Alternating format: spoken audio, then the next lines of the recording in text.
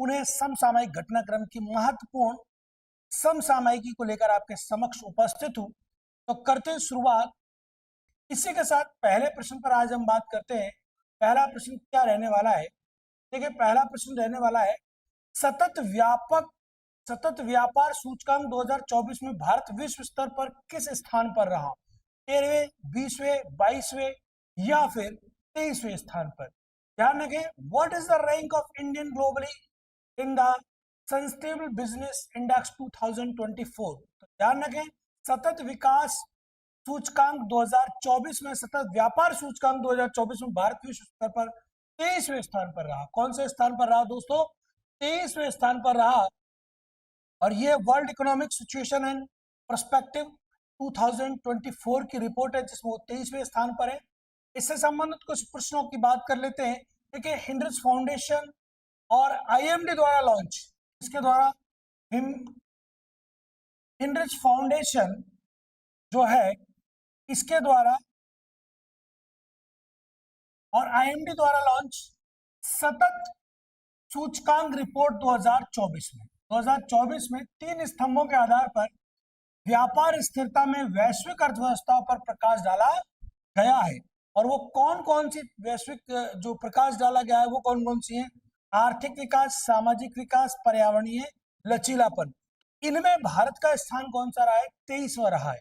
ध्यान रखें, न्यूजीलैंड जो है इस सूचकांक में तीसरे संस्करण के लिए भी सबसे टिकाऊ व्यापक अर्थव्यवस्था के रूप में अपना स्थान बरकरार रखे हुए है। तो यह देख ले अपन किसकी स्थिति क्या रहने वाली है। देखें, न्यूजीलैंड ओवरऑल अगर अपन बात करें न्यूजीलैंड की, देखिए New Zealand economy point of view से 6%, सोशल सामाजिक दृष्टिकोण से 100% और इन्वायरमेंटली पॉइंट ऑफ व्यू से भी 100%। तो ये इसका चार्ट है जिसमें न्यूजीलैंड प्रथम, United kingdom, Australia, Singapore, Japan, south Korea, Hong Kong, Canada, Taiwan और यूनाइटेड स्टेट ऑफ अमेरिका, इनकी स्थिति बनी हुई है। अगला प्रश्न देखते हैं। अगला प्रश्न क्या कहता है?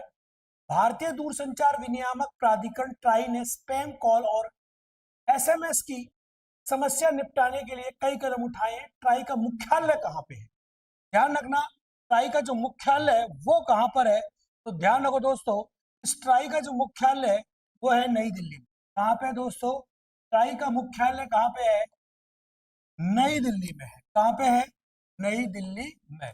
देखिए, अगला प्रश्न, इसके संदर्भ में कुछ बातें कि भारत में स्पैम कॉल से निपटने के लिए, ध्यान रखें, स्पैम कॉल से निपटने के लिए ट्राई ने सख्त कदम उठाए और 13,000 से अधिक संस्थाओं ने मैसेज ट्रेसेबिलिटी उपाय के लिए पंजीकरण कराया है। ठीक है, इसके बाद देखें, भारतीय दूरसंचार विनियामक प्राधिकरण यानी कि ट्राई, ट्राई ने स्पैम कॉल और एसएमएस की समस्या से निपटने के लिए कई उपाय किए।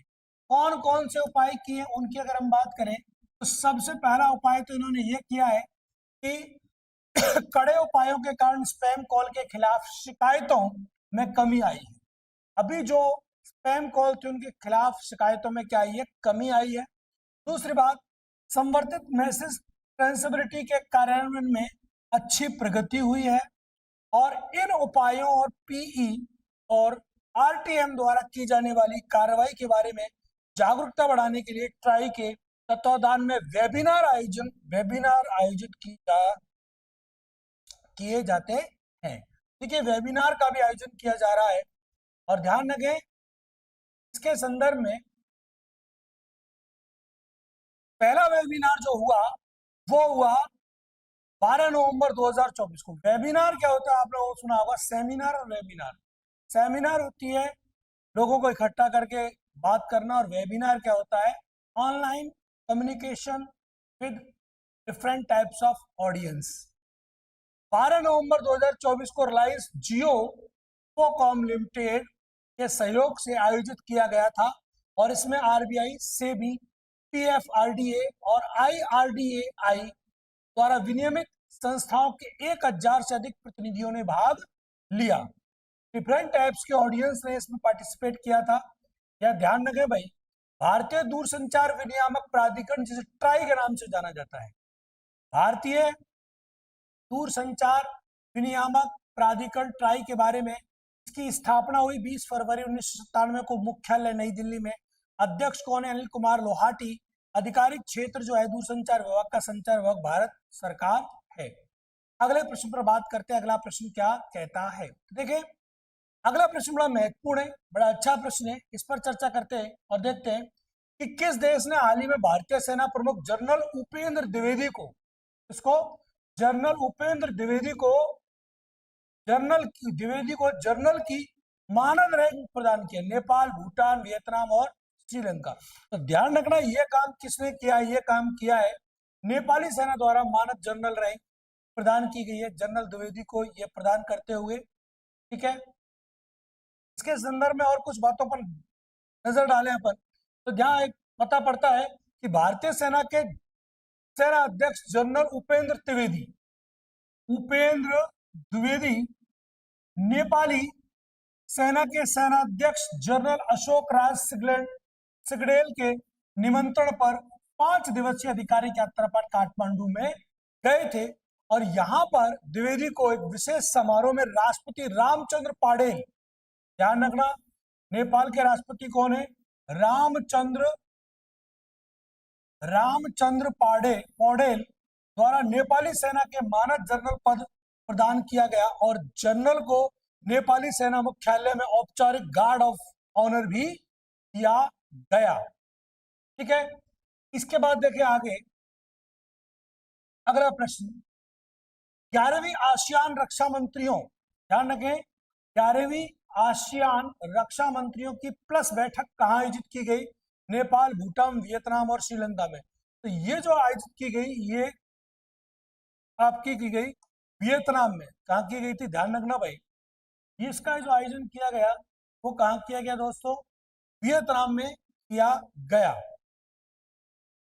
ठीक है, इसके बारे में ध्यान रखें। राजनाथ सिंह 11वीं आसियान रक्षा मंत्रियों की प्लस बैठक में शामिल हुए भारत की ओर से। और ध्यान रखना भैया कि रक्षा मंत्री राजनाथ सिंह द्वारा, किसके द्वारा? रक्षा मंत्री राजनाथ सिंह ने लाओ पीपल्स डेमोक्रेटिक रिपब्लिक की राजधानी वियतनाम में, ध्यान रखना ये क्या है? यानी में 11वीं आसियान रक्षा मंत्रियों की प्लस फॉर्म बैठक भारत का प्रतिनिधित्व किया। किसने किया? राजनाथ सिंह ने किया।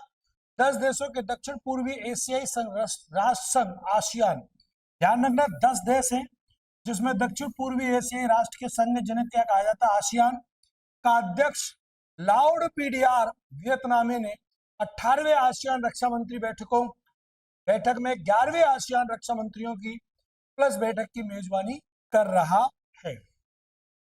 आगे देखें, वियतनाम या वियतयाने ने की अपनी यात्रा के दौरान राजनाथ सिंह ने 11वीं आसियान रक्षा मंत्रियों की प्लस बैठक के दौरान लाओ पीडीआर रक्षा मंत्री जनरल चांस मोन चान्याल, चीनी रक्षा मंत्री एडमिरल डोंग जून और मलेशियाई रक्षा मंत्री दातो सेरी मोहम्मद खालिद बिन नॉर्डिन के साथ द्विपक्षीय बैठक भी की थी। इसके बाद आगे देखें अपन अगले प्रश्न पर चर्चा करते हैं। बोस्टन कंसल्टिंग ग्रुप बीसीजी की रिपोर्ट के अनुसार एआई विशेषज्ञों के मामले में भारत की वैश्विक रैंक क्या है? देखिए एआई क्या है? Artificial intelligence. और एआई के मामले में भारत की रैंक क्या है? प्रथम, द्वितीय, तृतीय या चतुर्थ? तो ध्यान रखना भाई, एआई तैयार करने वाले शीर्ष 10 देशों में शामिल है भारत। और इसमें स्थान कौन सा है? इसमें भारत का स्थान है दूसरा। कौन सा स्थान है भाई? एआई के मामले में भारत का स्थान कौन सा है? दूसरा स्थान है।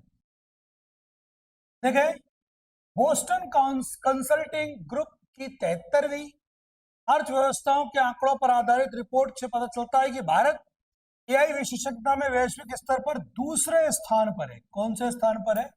दूसरे स्थान पर है। और शोध और प्रकाशन में तीसरे स्थान पर है। शोध और प्रकाशन में तीसरे स्थान पर है। ध्यान रखना, भारत में एआई के जनक कौन है? भारत में एआई के जनक ध्यान रखना भाई, भारत में एआई के जनक है प्रोफेसर राज रेड्डी। प्रोफेसर राज रेड्डी भारत में एआई के जनक हैं। भारत में एआई के जनक कौन है? प्रोफेसर राज रेड्डी। और कृषि, वानिकी और मत्स्य पालन सकल घरेलू उत्पाद का 17%, निर्माण क्षेत्र सकल घरेलू उत्पाद का 8%, कला मनोरंजन और व्यक्तिगत सेवाओं का 8%, खुदरा और थोक व्यापार सकल घरेलू उत्पाद का 10% बनाते। नेक्स्ट देखिए अगला प्रश्न। भारत के किस शहर ने विशेष ओलंपिक एशिया पैसिफिक बोके और बॉलिंग प्रतियोगिता 2024 की मेजबानी की? चेन्नई, सूरत, इंदौर, न्यू दिल्ली। तो इसका आयोजन किया गया दोस्तों न्यू दिल्ली में।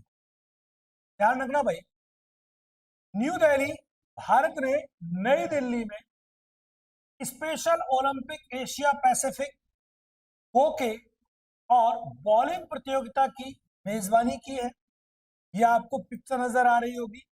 इसके संदर्भ में और तथ्यों की बात करूं तो ध्यान रखें कि पहली बार हुआ है ऐसा। ध्यान रखें, पहली बार भारत ने नई दिल्ली के त्यागराज स्पोर्ट्स कॉम्प्लेक्स में, कौन से?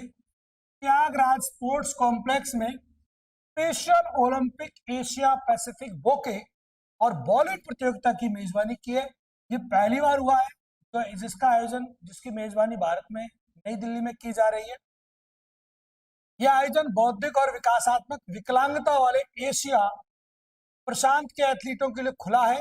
यह पहली बार है जब भारत में प्रतिस्पर्धी बॉलिंग प्रतियोगिता आयोजित की गई है, ठीक है ना।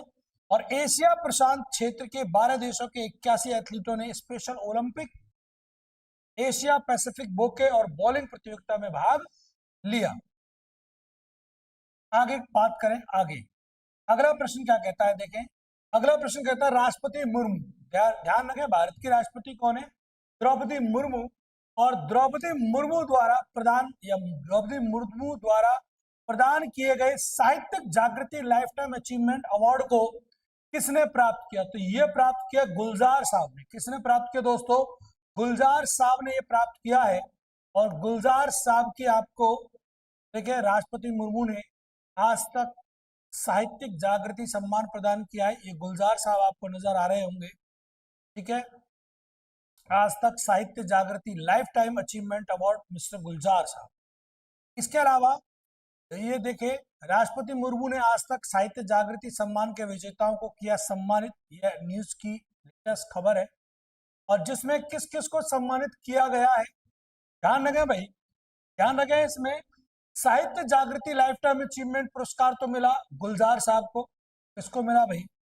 गुलजार साहब को मिला, ठीक है ना। और किस किस को मिले पुरस्कार? देखिए, ये तो मिला गुलजार साहब को। साहित्य जागृति इमर्जिंग राइटिंग फीमेल सिनीवाली को मिला। साहित्य जागृति भारतीय भाषा सम्मान प्रदीप दास को मिला। वहीं साहित्य जागृति इमर्जिंग राइटर मेल का अवार्ड अमरेश द्विवेदी को प्राप्त हुआ। वहीं साहित्य जागृति पॉपुलर राइटर का अवार्ड यतेंद्र मिश्र को मिला। और साहित्य जागृति बेस्ट कंपोजिशन का अवार्ड शिव मूर्ति को प्राप्त हुआ। आगे देखें, आगे इसके बारे में और क्या बातें नजर आती हैं। अगला प्रश्न देखते हैं। अगला प्रश्न क्या कहता है? अंतरराष्ट्रीय महिला हिंसा उन्मूलन दिवस। अंतरराष्ट्रीय महिला हिंसा उन्मूलन दिवस प्रतिवर्ष कब मनाया जाता है? 23, 24, 25, 26 नवंबर। ध्यान रखना, ये जो मनाया जाता है वो मनाया जाता है 25 नवंबर को। 25 नवंबर को मनाया जाता है कौन सा दिवस? अंतरराष्ट्रीय महिला हिंसा उन्मूलन दिवस 25 नवंबर को मनाया जाता है। इसके संदर्भ में कुछ बातों पर नजर डालने पर तो ध्यान रखें, महिलाओं के खिलाफ जो हिंसा होती है, महिलाओं के खिलाफ हिंसा के उन्मूलन के लिए, किसके उन्मूलन के लिए दोस्तों? हिंसा के उन्मूलन के लिए अंतरराष्ट्रीय दिवस हर साल 25 नवंबर को मनाया जाता है। देखिए, 25 नवंबर को कौन सा दिवस मनाया जाता है? अंतरराष्ट्रीय महिला दिवस। और अगला दिन आज का जो है 26 नवंबर, कल हमारी क्लास नहीं हो पाई थी किसी कारणवश, टेक्निकल इशू रहा थोड़ा सा, तो 26 नवंबर को कौन सा दिवस मनाया जाता है? संविधान दिवस। है। इसी दिन को मनाने के मकसद महिलाओं को खिलाफ होने वाले हिंसा के बारे में जागरूकता पैदा करना। इस दिन को मनाने की वजह 1960 में डोमिन का गणराज्य के शासक राफेल ट्रूजिलो ने 3 राजनीतिक कार्यकर्ता बहनों, कौन कौन, मीराबल बहनों की हत्या कर दी थी। और महिला अधिकार कार्यकर्ता इन बहनों की याद में हर साल 25 नवंबर को कौन सा दिवस मनाते हैं? यह अंतरराष्ट्रीय महिला यानी महिलाओं के खिलाफ हिंसा के उन्मूलन के लिए अंतरराष्ट्रीय दिवस मनाया जाता है। ध्यान रखना, डोमिन का गणराज्य के शासक राफेल ट्रूजिलो ने 3 राजनीतिक कार्यकर्ता बहनों की, मीराबल बहनों की क्या कर दी थी? हत्या कर दी थी। इसके अलावा देखिए 17 दिसंबर 1999 को संयुक्त राष्ट्र संघ महासभा ने 25 नवंबर को महिला के खिलाफ हिंसा के उन्मूलन के लिए अंतरराष्ट्रीय दिवस घोषित किया।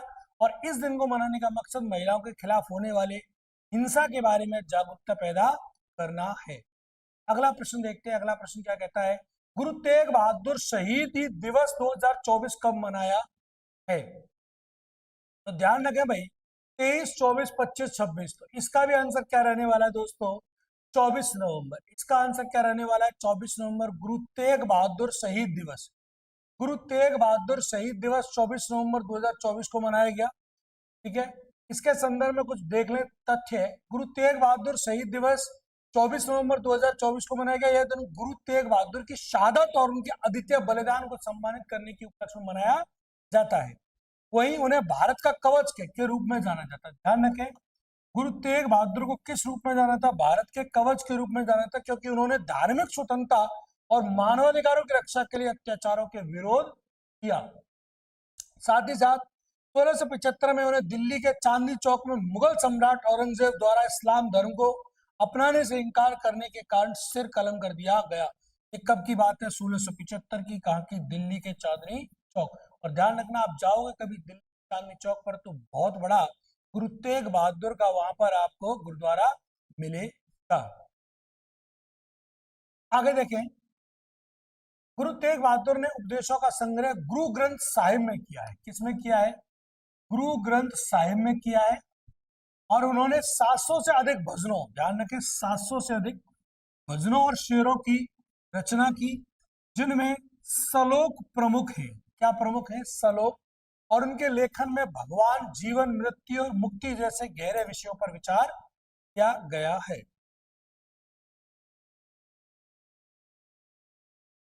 कौन सा नेटवर्क 2024 से, ध्यान रखें, कौन सा नेटवर्क 2024 से 2031 तक सभी एसीसी क्रिकेट टूर्नामेंट का आयोजन करेगा? यह करेगा आपका सोनी स्पोर्ट्स। ध्यान रखना, सोनी स्पोर्ट्स के द्वारा यह आयोजन किया जाएगा। 2024 से 2031 तक सभी क्रिकेट टूर्नामेंट का आयोजन किया जाएगा। किसके द्वारा? सोनी स्पोर्ट्स के द्वारा। सोनी स्पोर्ट्स 2024 से 2031 तक सभी एसीसी टूर्नामेंट का प्रसारण करेगा। 2024 विश्व मत्स्य दिवस पर किस राज्य को सर्वश्रेष्ठ, ध्यान रखें, सर्वश्रेष्ठ समुद्री राज्य का पुरस्कार दिया गया है? और वो दिया गया है केरला को। किसको दिया गया है दोस्तों? केरला को दिया गया है। और केरला में बहुत अधिक उत्पादन होता है मछली का। केरला को विश्व मत्स्य दिवस 2024 पर सर्वश्रेष्ठ समुद्री राज्य का पुरस्कार मिला है। यहाँ पर अपन देख लें केरला के बारे में कुछ कंटेंट। केरला को देश में, ध्यान रखें, केरला जो है उस केरला को देश का, केरला को देश के मत्स्य पालन और जलीय कृषि के क्षेत्र में योगदान के लिए सर्वश्रेष्ठ समुद्री राज्य का पुरस्कार दिया गया है। विश्व मत्स्य दिवस 2024 के अवसर पर मत्स्य पालन, पशु पालन विभाग, डेयरी मंत्रालय के तहत मत्स्य विभाग ने नई दिल्ली में आयोजित एक समारोह में कई राज्यों, ध्यान रखना, कई राज्यों और जिलों और व्यक्तियों को उनके योगदान के लिए सम्मानित किया। तो किस किस को सम्मानित किया वो देखें। देखिए 2024 में पुरस्कार विजेताओं की सूची है। सर्वश्रेष्ठ राज्य और केंद्र शासित प्रदेश की श्रेणी की यदि हम बात करें तो ध्यान रखना, सर्वश्रेष्ठ समुद्री राज्य जिसे घोषित किया गया है वो कौन सा है? वो है केरल। सर्वश्रेष्ठ अंतर्देशीय राज्य जिसे घोषित किया गया है वो कौन सा है? तेलंगाना। सर्वश्रेष्ठ हिमालय और पूर्वोत्तर राज्य किसे घोषित किया गया है? उत्तराखंड। सर्वश्रेष्ठ केंद्र शासित प्रदेश किसे घोषित किया गया है? जम्मू कश्मीर। ध्यान रखना भाई, किसे घोषित किया गया है? जम्मू कश्मीर को। यह प्रश्न बड़े इंपॉर्टेंट है, पूछ लिए जाते हैं। आगे देखें, आगे देखें अपन, यहाँ पर सर्वश्रेष्ठ जिला पुरस्कार किसे मिला है? तो ध्यान रखें, सर्वश्रेष्ठ समुद्री जिला कोल्लम केरल को मिला है। कोल्लम केरल में पड़ता है, उसे मिला है। ध्यान रखें, किसको मिला है? कोल्लम को मिला है जिला, और कोल्लम कहाँ पड़ता है? केरल में। सर्वश्रेष्ठ अंतरदेशीय जिला छत्तीसगढ़ के कांकेर को मिला है। छत्तीसगढ़ के कांकेर को। सर्वश्रेष्ठ हिमालय पूर्वोत्तर जिला दरंग असम, ध्यान रखें, दरंग असम को मिला है। और सर्वश्रेष्ठ केंद्र शासित प्रदेश कुलगाम जम्मू कश्मीर। आगे बात करें अपन अगले प्रश्न की। अगला प्रश्न क्या कहता है? देखिए 2024-25 के लिए बड़ा महत्वपूर्ण प्रश्न है। 2024-25 के लिए federation of Indian chambers of commerce and industries FICCI का अध्यक्ष किसे चुना गया है? अरविंद सिंह साने, आशुतोष गोविड़कर, हर्षद वर्धन अग्रवाल या कुमार संजय। ध्यान रखना, हर्षवर्धन अग्रवाल को चुना गया है फिक्की का नया अध्यक्ष। ध्यान रखें, फिक्की के अध्यक्ष चुने गए इमामी के हर्षवर्धन अग्रवाल फिक्की के अध्यक्ष नियुक्त किए गए। ये आपको फिक्की के अध्यक्ष हर्षवर्धन अग्रवाल की फोटो नजर आ रही होगी। इसके संदर्भ में बात करें तो इमामी समूह के प्रबंधक है ये पहले कौन? अग्रवाल। और प्रबंध निदेशक और उपाध्यक्ष हर्षवर्धन अग्रवाल ने 2024-25 के लिए व्यापार लॉबी समूह federation of Indian chambers of commerce and industry यानी कि फिक्की, ध्यान रखें, फिक्की के अध्यक्ष का पदभार ग्रहण किया। हर्षवर्धन अग्रवाल ने अनीश शाह का स्थान लिया है। किसका स्थान लिया है?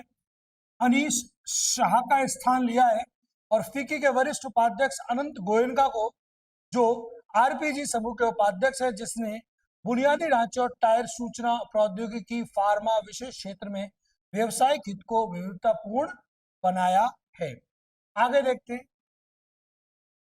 फिक्की के उपाध्यक्ष जो विजय शंकर, जो चेन्नई में मुख्यालय वाले सनमार समूह के अध्यक्ष हैं। विविधतापूर्ण सनमार का भारत और विदेशों में इंजीनियरिंग प्रौद्योगिकी रसायन और शिपिंग में उपस्थिति के साथ व्यवसायिक हित है।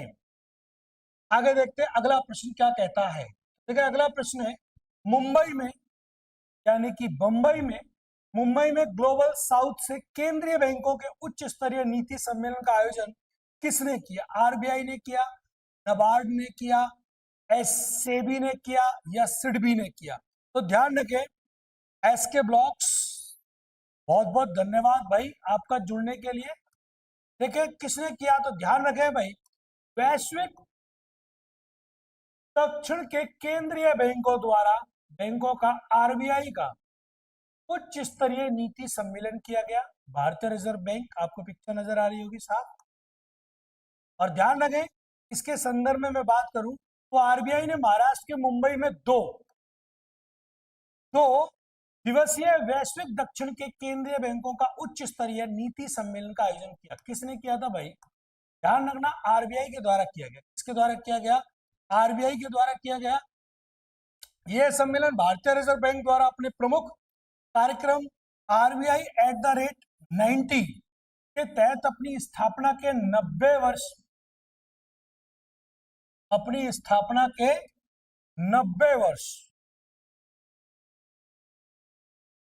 ध्यान रखें, अपनी स्थापना के कौन से 90 वर्ष बाद किया गया है।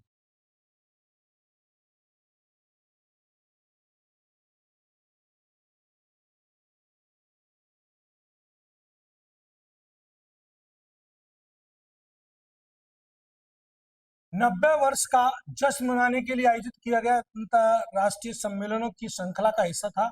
यह भारतीय रिजर्व बैंक द्वारा आरबीआई @90 उत्सव के तहत आयोजित किया जाने वाला तीसरा अंतरराष्ट्रीय सम्मेलन। इससे पहले 2 अंतरराष्ट्रीय सम्मेलन हो चुके हैं। अगले प्रश्न पर चर्चा करें अपन। छठी आसियान भारत वस्तु, ध्यान रखें, छठी आसियान भारत वस्तु व्यापार समझौता संयुक्त समिति और AITIGA के समीक्षा पर चर्चा करने के लिए संबंधित बैठकों की किस शहर में आयोजित किया गया? न्यू दिल्ली, इंदौर, चेन्नई, नोएडा। तो ध्यान रखना, इसका आयोजन किया गया नई दिल्ली में। आसियान भारत वस्तु व्यापार समझौता संयुक्त समिति की बैठक नई दिल्ली में आयोजित की गई। ये आपको पिक्चर नजर आ रही है। फ्री ट्रेड एग्रीमेंट किसके साथ हो रहा है? भारत का आसियान के साथ। और आसियान क्या है? आसियान के बारे में ध्यान रखना, दक्षिण पूर्वी एशियाई संगठनों का, एशियाई देशों का एक संगठन है जिसमें 10 सदस्य हैं। उनका भारत के साथ व्यापारिक समझौता हुआ था। ये आसियान भारत वस्तु व्यापार समझौता संयुक्त समिति की छठी बैठक और AITIGA की समीक्षा पर चर्चा के लिए संबंधित बैठक वाणिज्य भवन नई दिल्ली में आयोजित की गई, और जिसके लिए संयुक्त समिति के अंतर्गत 8 उप समितियां हैं जो बाजार पहुंच उत्पत्ति नियम SPS, उपाय, मानक, तकनीकी विनिमय, सीमा शुल्क, प्रक्रिया, आर्थिक और तकनीकी सहयोग, व्यापार उपाय और कानूनी और संस्थागत प्रावधानों संबंधित पहलुओं पर बातचीत करेगी। यानी विभिन्न प्रकार के बाजार को संचालन के लिए जो तकनीकें होती हैं उन सब पर विचार विमर्श करने के लिए ये बैठक का आयोजन किया गया भारत और आसियान के मध्य नई दिल्ली में। अगले प्रश्न की बात करते हैं। नवंबर 2024 में, ध्यान रखें, नवंबर 2024 में लेखक अशोक गोपाल ने अपनी जीवनी के लिए कमला देवी चट्टोपाध्याय NIF पुस्तक पुरस्कार जीता। कौन सी थी वो पुस्तक? शेख अब्दुल्ला, कश्मीर का पिंजरे में बंद शेर, गंगा में आग, बनारस में मृतकों के बीच जीवन, प्रधानमंत्री कैसे निर्णय लेते हैं, या ए पार्ट ऑफ PR डॉक्टर जीवन और विचार। ध्यान रखने, लेखक गोपाल ने BR अम्बेडकर, ध्यान रखें, BR अम्बेडकर की जीवनी के लिए इसके डॉक्टर भीमराव अंबेडकर की जीवनी के लिए कमला देवी चट्टोपाध्याय NRI पुस्तक पुरस्कार का है। ध्यान रखें, अशोक गोपाल जी ने ये लिखी है। ध्यान रखें, लेखक अशोक गोपाल ने अपनी जीवनी part the life and thought of BR Ambedkar के लिए न्यू इंडिया फाउंडेशन से कमला देवी चट्टोपाध्याय, कौन सा पुरस्कार जीता दोस्तों? कमला देवी चट्टोपाध्याय पुरस्कार जीता है। और कमला देवी चट्टोपाध्याय NIF पुस्तक पुरस्कार जीता। नवयाना द्वारा प्रकाशित यह पुस्तक अंबेडकर के जीवन यात्रा का विशद विवरण प्रस्तुत करती है। इस प्रकार अंबेडकर का जीवन रहा, जिसमें प्रणालीगत उत्पीड़न का सामना करने से लेकर हाशिए पर पड़े समुदाय के वकील के रूप में भारत के संविधान को आकार देने तक का वर्णन है। इस प्रकार उन्होंने समाज के तबके का विकास किया, का पक्ष लिया, उनका वकील के तौर पे काम किया और अंततः संविधान निर्माण में अपनी भूमिका अदा की। इस संपूर्ण जीवन पर यहाँ पर चर्चाएं की गई हैं।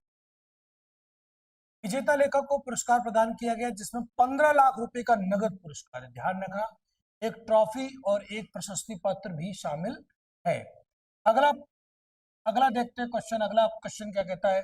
हरजीत सिंह बेदी, ध्यान रखें, नाम आपने सुना होगा। हरजीत सिंह बेदी का हाल ही में 78 वर्ष की आयु में निधन हो गया। वह कौन थे?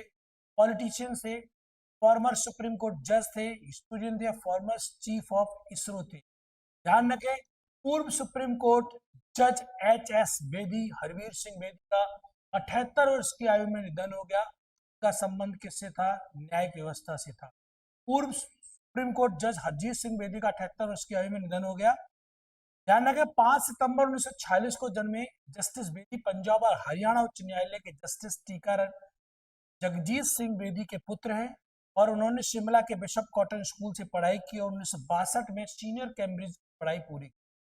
जस्टिस बेदी जो है ये पूरी तरह से इनकी फैमिली में सभी इस पदों पर रहे। जस्टिस बेदी ने 17 जुलाई 1972 को पंजाब हरियाणा बार काउंसिल में नामांकन कराकर अपना कानूनी करियर शुरू किया, जिनकी 70 वर्ष की आयु में हो गई।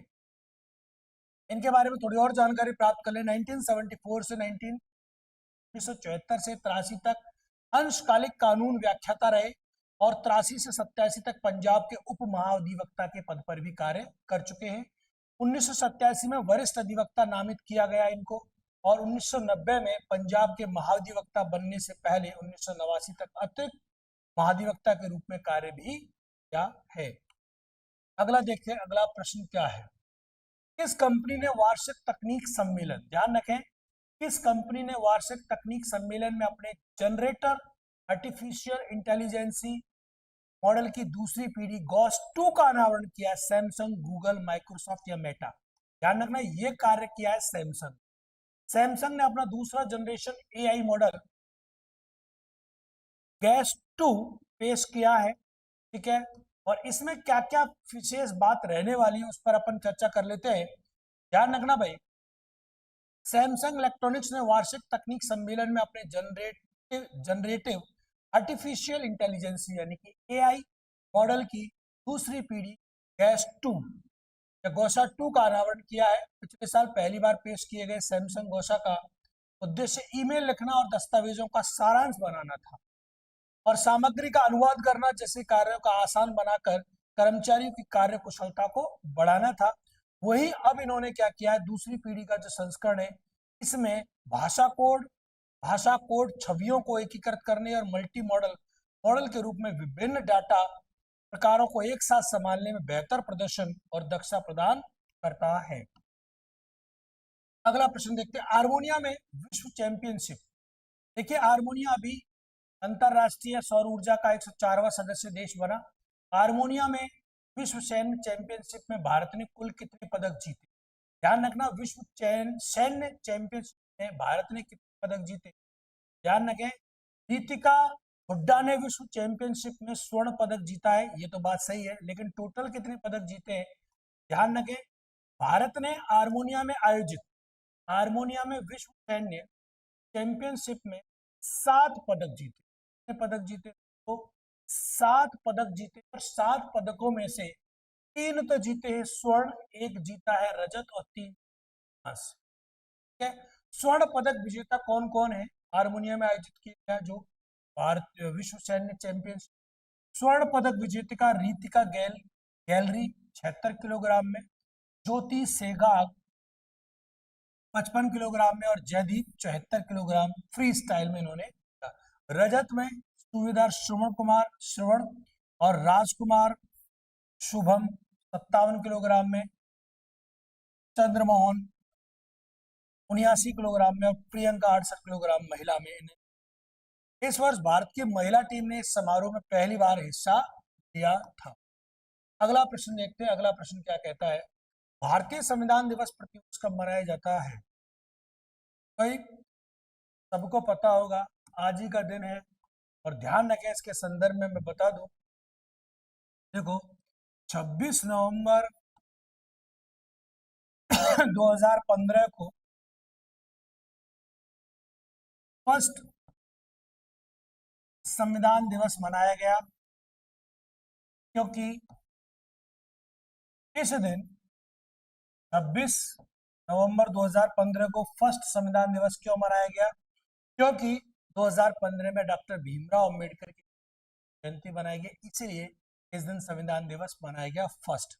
और वर्तमान में जो 26 नवंबर 2024 को मनाया जा रहा है, ध्यान रखना, वो मनाया जा रहा है 10वां। कौन सा? 10वां 10th संविधान दिवस मनाया जा रहा है।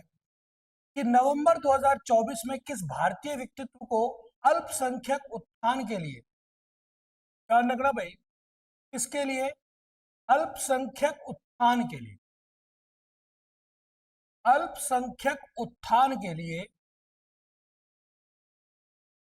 Doctor Martin Luther king junior वैश्विक शांति पुरस्कार सम्मानित किया गया। किसे सम्मानित किया गया दोस्तों? तो ध्यान रखें, यहां रतन टाटा, सोनम, राहुल गांधी या नरेंद्र मोदी। तो ध्यान रखेंगे, इसका आंसर जो रहने वाला है वो रहने वाला है नरेंद्र मोदी। तो किसे दिया गया शांति पुरस्कार? अल्पसंख्यकों के उत्थान के लिए doctor Martin Luther king junior का अवार्ड किसे मिला है? प्रधानमंत्री नरेंद्र मोदी को भारत अमेरिकी अल्पसंख्यक कल्याण के लिए वैश्विक शांति पुरस्कार से सम्मानित किया गया है। इन्होंने किया क्या है, इन्होंने भारतीय और अमेरिकी अल्पसंख्यक जो है उनके लिए कल्याण के लिए उनकी कल्याणकारी योजनाएं बनाई और उस उद्देश्य से इन्हें इस अवार्ड से नवाजा गया है। आगे देखते हैं, इसके बारे में जान लें। भारतीय अमेरिकी अल्पसंख्यक संघ है, इसका नाम क्या है, भारतीय अमेरिकी अल्पसंख्यक संघ, और इसको कहते हैं AIAM। एक नवगठित गैर सरकारी संगठन है। कैसा है दोस्तों, एक नवगठित गैर सरकारी संगठन है। Maryland slow seventh day Adventist church में इसको लॉन्च किया गया। इस पहल का उद्देश्य जो है, इसका जो उद्देश्य है ये अवार्ड देने का, कि संयुक्त राज्य अमेरिका में, USA में जो भारतीय अमेरिकी समुदाय के भीतर अल्पसंख्यक समुदाय के को एकजुट करना और उनके कल्याण को बढ़ावा देना, माइनॉरिटीज को एक मंच पर लाना, एक सपोर्ट के लिए और उनके कल्याण से संबंधित है। इस कार्यक्रम के दौरान ध्यान रखना, ये जो कार्यक्रम हुआ, इसी कार्यक्रम के दौरान प्रधानमंत्री नरेंद्र दामोदर दास मोदी जी को अल्पसंख्यक उत्थान के लिए doctor Martin Luther king junior award से सम्मानित किया गया।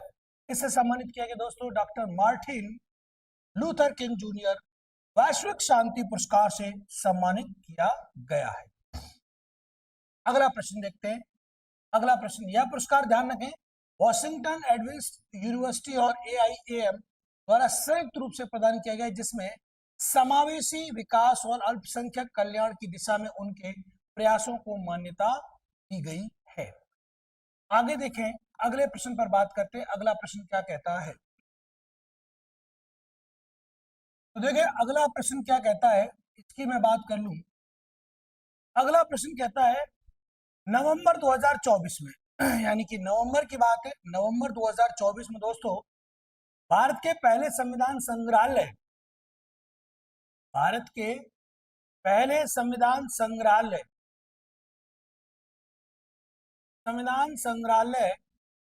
का उद्घाटन कानून मंत्री अर्जुन राम मेघवाल के द्वारा और लोकसभा अध्यक्ष ओम बिरला द्वारा इस विश्वविद्यालय में किया गया।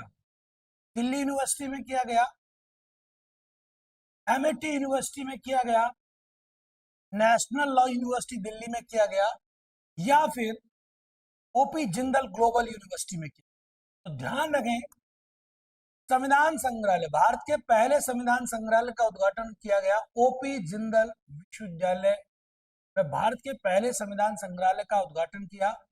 और ये आपको उस उद्घाटन करते हुए की तस्वीर नजर आ रही है। नवंबर में किया गया है। क्यों किया गया? क्योंकि नवंबर में संविधान दिवस के उपलक्ष्य में। इसके संदर्भ में देखें अपन, भारत के पहले संविधान संग्रहालय, ध्यान रखें भारत के पहले संविधान संग्रहालय, पहला संविधान संग्रहालय है। इस संविधान संग्रहालय का उद्घाटन किसने किया था?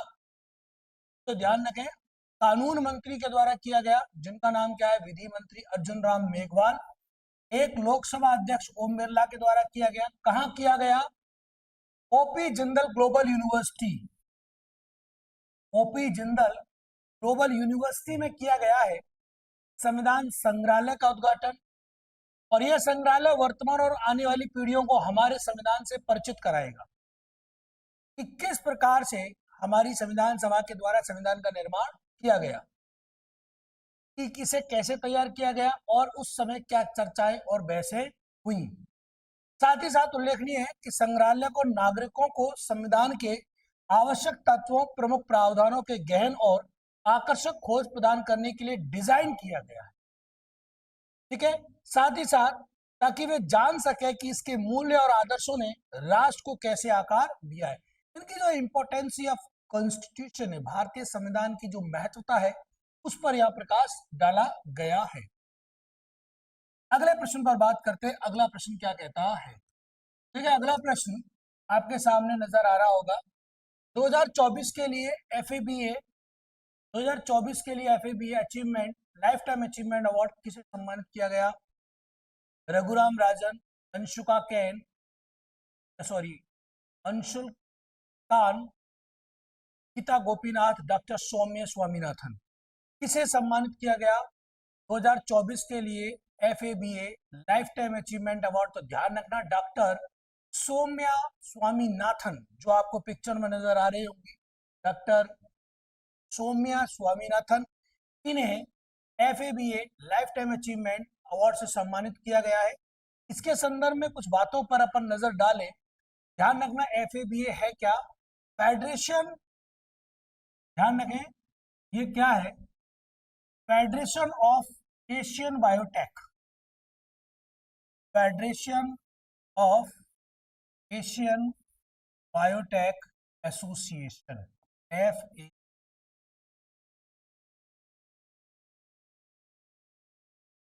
ने विश्व स्वास्थ्य संगठन डब्ल्यूएचओ की पूर्व मुख्य वैज्ञानिक, ये डब्ल्यूएचओ की पूर्व मुख्य वैज्ञानिक रह चुके हैं और राष्ट्रीय टीबी उन्मूलन कार्यक्रम की प्रमुख सलाहकार, टीबी उन्मूलन जो कार्यक्रम चला था भारत में उसकी प्रमुख सलाहकार है। डॉक्टर सौम्या स्वामीनाथन को 2024 के लिए अपने प्रतिष्ठित लाइफ टाइम अचीवमेंट अवार्ड से सम्मानित करने की घोषणा की है और यह सम्मान उन्हें हैदराबाद विश्वविद्यालय, कहां पर मिला दोस्तों? हैदराबाद विश्वविद्यालय के स्कूल ऑफ लाइफ साइंसेज में प्रदान किया गया। ठीक है, नेक्स्ट देखें अगला प्रश्न। यहाँ एक और तथ्य देख लें इसके बारे में। डॉक्टर स्वामीनाथन के विशिष्ट कैरियर की पहचान वैश्विक स्वास्थ्य, विशेष रूप से तपेदिक यानी कि टीबी के लिए की जाती है। इसके लिए की जाती है तपेदिक, मतलब तपेदिक का यह मतलब जो है वो किससे है? टीबी से। उसके अनुसंधान में उनके असाधारण योगदान और कोविड-19 की महामारी के लिए वैश्विक प्रतिक्रिया में उनकी महत्वपूर्ण भूमिका से है। तो टीबी और कोरोना में उन्होंने अपनी महत्वपूर्ण भूमिका अदा की, इसके लिए उन्हें लाइफ टाइम अचीवमेंट पुरस्कार दिया गया है डॉक्टर सौम्या स्वामीनाथन को। अगले प्रश्न पर अपन बात कर ले। नवंबर 2024 में वित्तीय सेवाएं, ध्यान रखें नवंबर 2024 में वित्तीय सेवा संस्थान ब्यूरो एफएसआईबी ने विनोद कुमार को किस बैंक के प्रबंध निदेशक के पद के लिए सिफारिश? Indian bank, Canada bank, Punjab national bank या यूको बैंक? ध्यान रखें भाई, किस बैंक के प्रबंध निदेशक के लिए सिफारिश की है? इसका आंसर आएगा, देखें ये नजर आ रहे होंगे, एफएसआईबी ने इंडियन बैंक के एमडी और सीईओ पद के लिए विनोद कुमार की सिफारिश की है। किसके लिए सिफारिश की है? इंडियन बैंक के लिए। विनोद कुमार की पिक्चर आपको साफ नजर आ रही होगी। ठीक है, नेक्स्ट देखें, इसमें वित्तीय सेवा संस्था ब्यूरो ने चेन्नई स्थित इंडियन बैंक के प्रबंधक के निदेशक पद के लिए किसका नाम सजेस्ट किया है? विनोद कुमार जी का। अगला देखते हैं, अगला प्रश्न।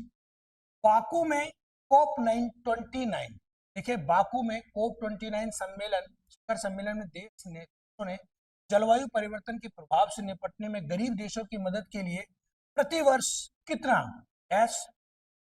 वैश्विक वित्तीय लक्ष्य को अपनाया है? USD 100 billion, USD 200 billion, USD 300 billion, 400 billion?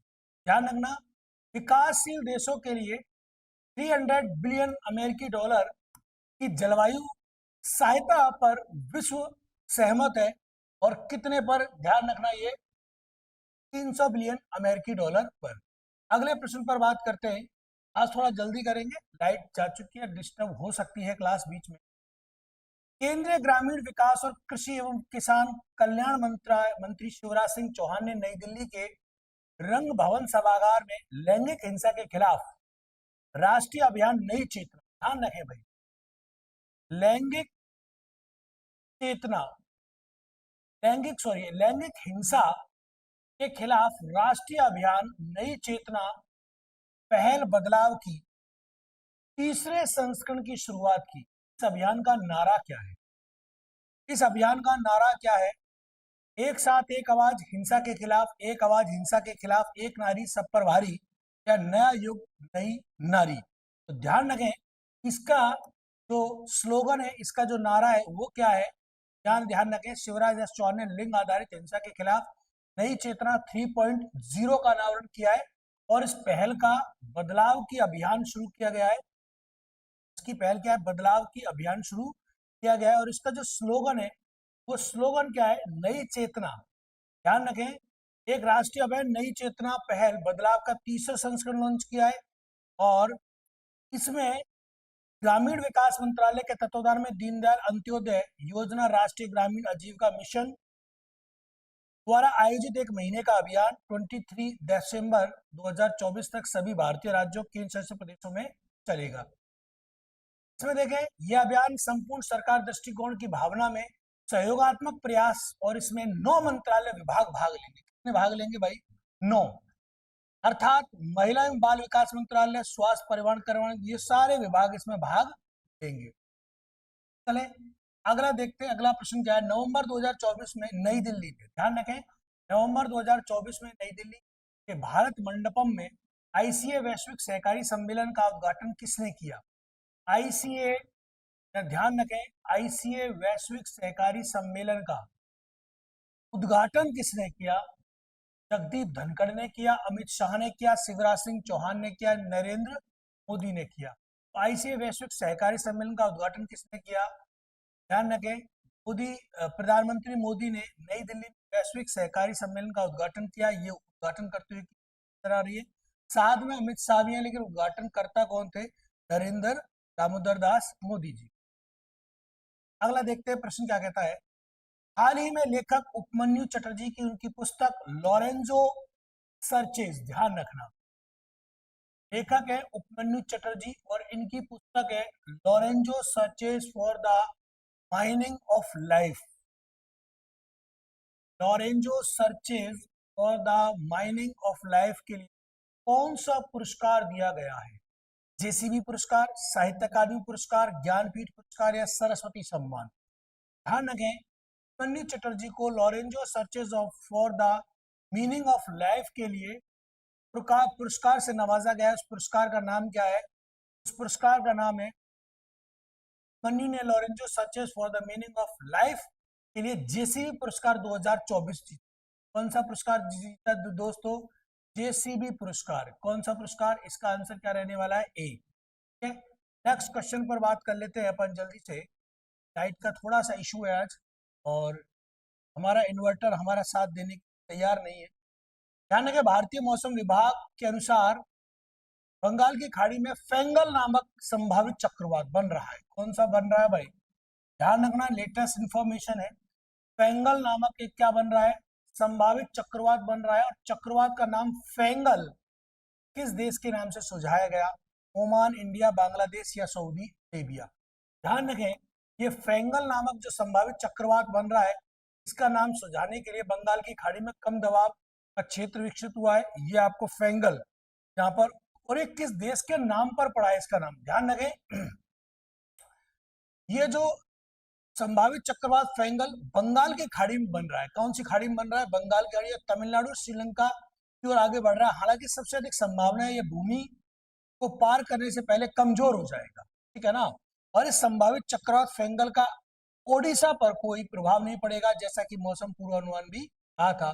यह चक्रवात दाना के बाद आया है जिसने अक्टूबर 2024 में ओडिशा को पूरी प्रभावित किया था। नेक्स्ट देखें अगला प्रश्न। अब कोई बहाना नहीं, ध्यान रखें अब कोई बहाना नहीं अभियान को किसके सहयोग से शुरू किया गया है, विश्व स्वास्थ्य संगठन, संयुक्त राष्ट्र महिला, यूनेस्को, यूनिसेफ या यूनेस्को। ध्यान रखना अब कोई बहाना नहीं अभियान को संयुक्त राष्ट्र महिला के सहयोग से शुरू किया गया है। वन नेशन वन सब्सक्रिप्शन योजना के तहत कितने कैलेंडर वर्षों के लिए धनराशि आवंटित की गई है, ध्यान रखें वन नेशन वन सब्सक्रिप्शन, यानी कि एक नेशन होगा और एक ही क्या होगा दोस्तों, सब्सक्रिप्शन होगा।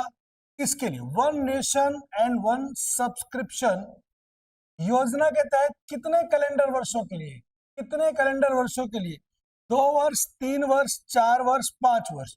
ध्यान रखना दोस्तों, 2 वर्ष के लिए। कितने वर्ष के लिए? वन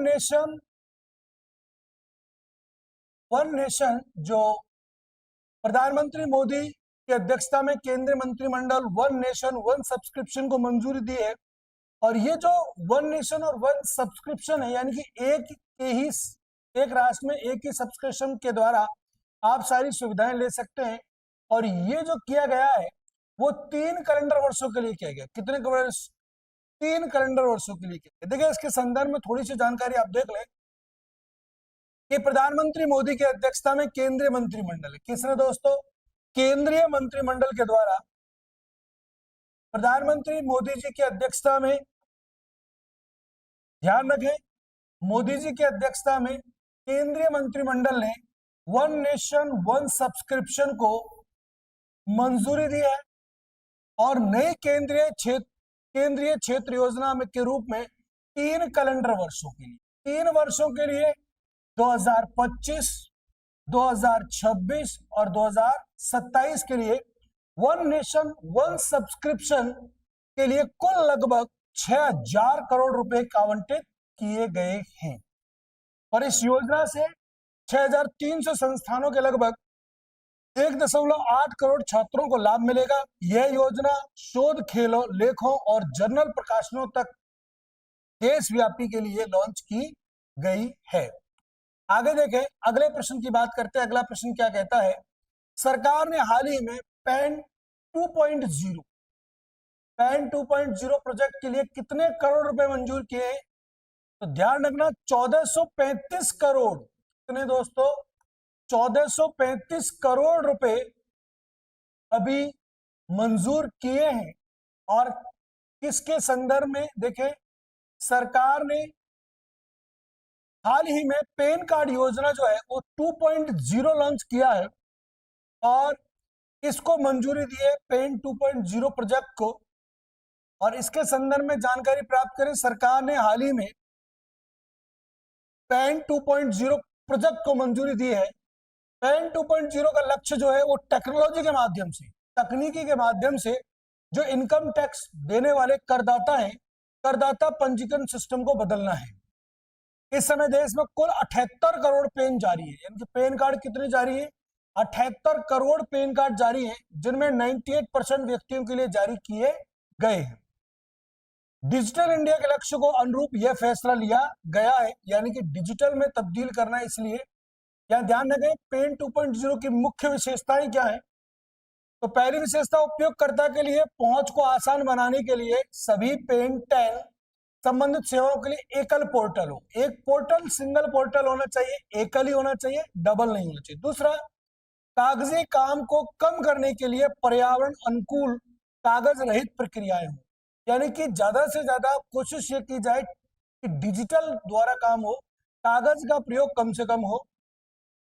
त्वरित कार्रवाई के साथ पेन निःशुल्क जारी किया जाएगा। व्यक्तिगत और जनसांख्यिकीय डेटा को पेन डाटा वोल्ट सहित उन्नत सुरक्षा उपायों के माध्यम से संरक्षित किया जाएगा। और एक और महत्वपूर्ण बात कि उपयोगकर्ता के प्रश्नों और समस्याओं के समाधान के लिए एक समीपवर्ती कॉल सेंटर या हेल्प डेस्क की व्यवस्था की जाएगी, जिससे उसे पैन कार्ड संबंधी कोई भी समस्या हो तो उसका निराकरण आसानी से किया जा सके। अगले प्रश्न पर चर्चा करते हैं। अगला प्रश्न क्या कहता है? हाल ही में दिनेश भाटिया, ध्यान रखें, हाल ही में दिनेश भाटिया को किस देश में भारत के अगले राजदूत के रूप में नियुक्त किया गया है? ब्राजील, अर्जेंटीना, पेरू या मंगोलिया? तो ध्यान रखें भाई, हाल ही में दिनेश भाटिया को, जो दिनेश भाटिया है, उन्हें क्या नियुक्त किया गया है? राजदूत। अब देखिए, यहां पर एक शब्द है राजदूत, मैं थोड़ा सा इस पर गौर फरमाना चाहूंगा आपका, थोड़ा सा ध्यान दें। यहाँ एक शब्द है राजदूत, मैं एक और शब्द लिखता हूं, उच्चायुक्त। देखिए, एक शब्द लिखा है यहाँ राजदूत, जिसे नियुक्त किया गया है। अभी किसे नियुक्त किया गया है वो अभी बात करते हैं। एक शब्द और होता है जिसको कहते हैं उच्चायुक्त। क्या कहते हैं दोस्तों? उच्चायुक्त। तो देखिए, जो राजदूत और उच्चायुक्त है, इन दोनों में मूल रूप से अंतर होता क्या है? ध्यान रखें, ये दोनों ही शब्द समानार्थी हैं, अर्थात इन दोनों के लिए एक शब्द का प्रयोग कर सकते हैं, विदेश दूत। विदेश दूत जो वहां पर दूतावास में निवास करते हैं, जो वहां पर किस में निवास करते हैं दोस्तों? दूतावास में। ठीक है, लेकिन राजदूत और उच्चायुक्त में डिफरेंस एक और है टेक्निकल पॉइंट ऑफ व्यू से, जिसे आपको समझना चाहिए। और वो क्या है कि राजदूत वे विदेश दूत होते हैं जो राष्ट्रमंडल देशों के अलावा, राष्ट्रमंडल कॉमनवेल्थ, राष्ट्रमंडल संगठन देशों के अलावा, राष्ट्रमंडल संगठन देश अन्य किसी देश में अगर अपना विदेश दूत नियुक्त करते हैं तो उसे बोलते हैं राजदूत। यदि राष्ट्रमंडल यानी कि ऐसे विदेश दूत जो राष्ट्रमंडल देश के आपस में नियुक्त किए जाते, राष्ट्रमंडल के गठन, यानी कि राष्ट्रमंडल का जो गठन है, ये गठन आपस में एक दूसरे के यहाँ विदेश दूत रखते हैं, उनको बोलते हैं उच्चायुक्त। अब इसको जरा समझें, मैं बताऊं कैसे। जैसे कि ये मेरा हाथ दिखाई दे रहा है, ये जो सदस्य देश है ये कॉमनवेल्थ या राष्ट्रमंडल के सदस्य देश है। ठीक है बात? ये देश अगर आपस में एक दूसरे के यहां पर विदेश दूत रखेंगे तो उसको बोलेंगे ये उच्चायुक्त। और अगर ये देश अन्य किसी देश में विदेश दूत को नियुक्त करते तो वही विदेश दूत इन देशों में क्या कहलाएगा? राजदूत। क्या कहलाएगा दोस्तों? राजदूत। ये बात क्लियर हो गई होगी। तो अब बात करते हैं दिनेश भाटिया की, कि दिनेश भाटिया को किस देश में भारत के अगले राजदूत के रूप में नियुक्त किया गया है? ब्राजील, अर्जेंटीना, पेरू या मंगोलिया? तो ध्यान रखना, ब्राजील में दिनेश भाटिया को ब्राजील में भारत के अगले राजदूत के रूप में नियुक्त किया गया है। अगले प्रश्न पर बात करें, भारत और किस देश के बीच संयुक्त रक्षा सहयोग समिति की तीसरी बैठक नवंबर 2024 में गोवा में आयोजित की गई? तंजानिया, ओमान, जापान या यूएसए? दोस्तों भारत और किस देश? तो ध्यान रखना, तंजानिया के मध्य। किसके मध्य है? ये आपको साफ नजर आ रही होगी पिक्चर। गोवा में भारत तंजानिया संयुक्त रक्षा सहयोग समिति की तीसरी बैठक आयोजित की गई। कहां पर आयोजित की गई दोस्तों? गोवा में आयोजित। इसके संदर्भ में कुछ तथ्य देखें। भारत तंजानिया के बीच संयुक्त रक्षा सहयोग समिति की तीसरी बैठक गोवा में आयोजित की गई और बैठक के दौरान दोनों पक्षों ने सहयोग के विभिन्न क्षेत्रों पर, जहां जहां पर वो एक दूसरे का सहयोग कर सकते हैं, उन क्षेत्रों पर चर्चा की, जिसमें बढ़ती प्रशिक्षण साझेदारी, सेवा, समुद्री रक्षा उद्योग की और सहयोग शामिल है। अगले प्रश्न पर बात करें। अगला प्रश्न क्या कहता है? यामांडू ओरेसी, ध्यान रखें, यामांडू ओरेसी किस देश के नए राष्ट्रपति चुने गए? उरुग्वे, कजाकिस्तान, स्पेन या नीदरलैंड? ध्यान रखना, यामांडू ओरेसी उरुग्वे के नए राष्ट्रपति चुने गए। आपको पिक्चर साफ नजर आ रही होगी। अगर आप हमारे चैनल पर नए हैं तो सब्सक्राइब कर सकते हैं हमारे YouTube channel technology park Sewar Bharatpur को। ध्यान रखें, यामांडू ओरेसी उरुग्वे के नए राष्ट्रपति चुने गए हैं। देखिए, नवनियुक्त प्रधानमंत्री और राष्ट्रपति कौन कौन से अभी हाल ही में? तो हेती के प्रधानमंत्री चुने गए Alex DDR फिल्स EMA.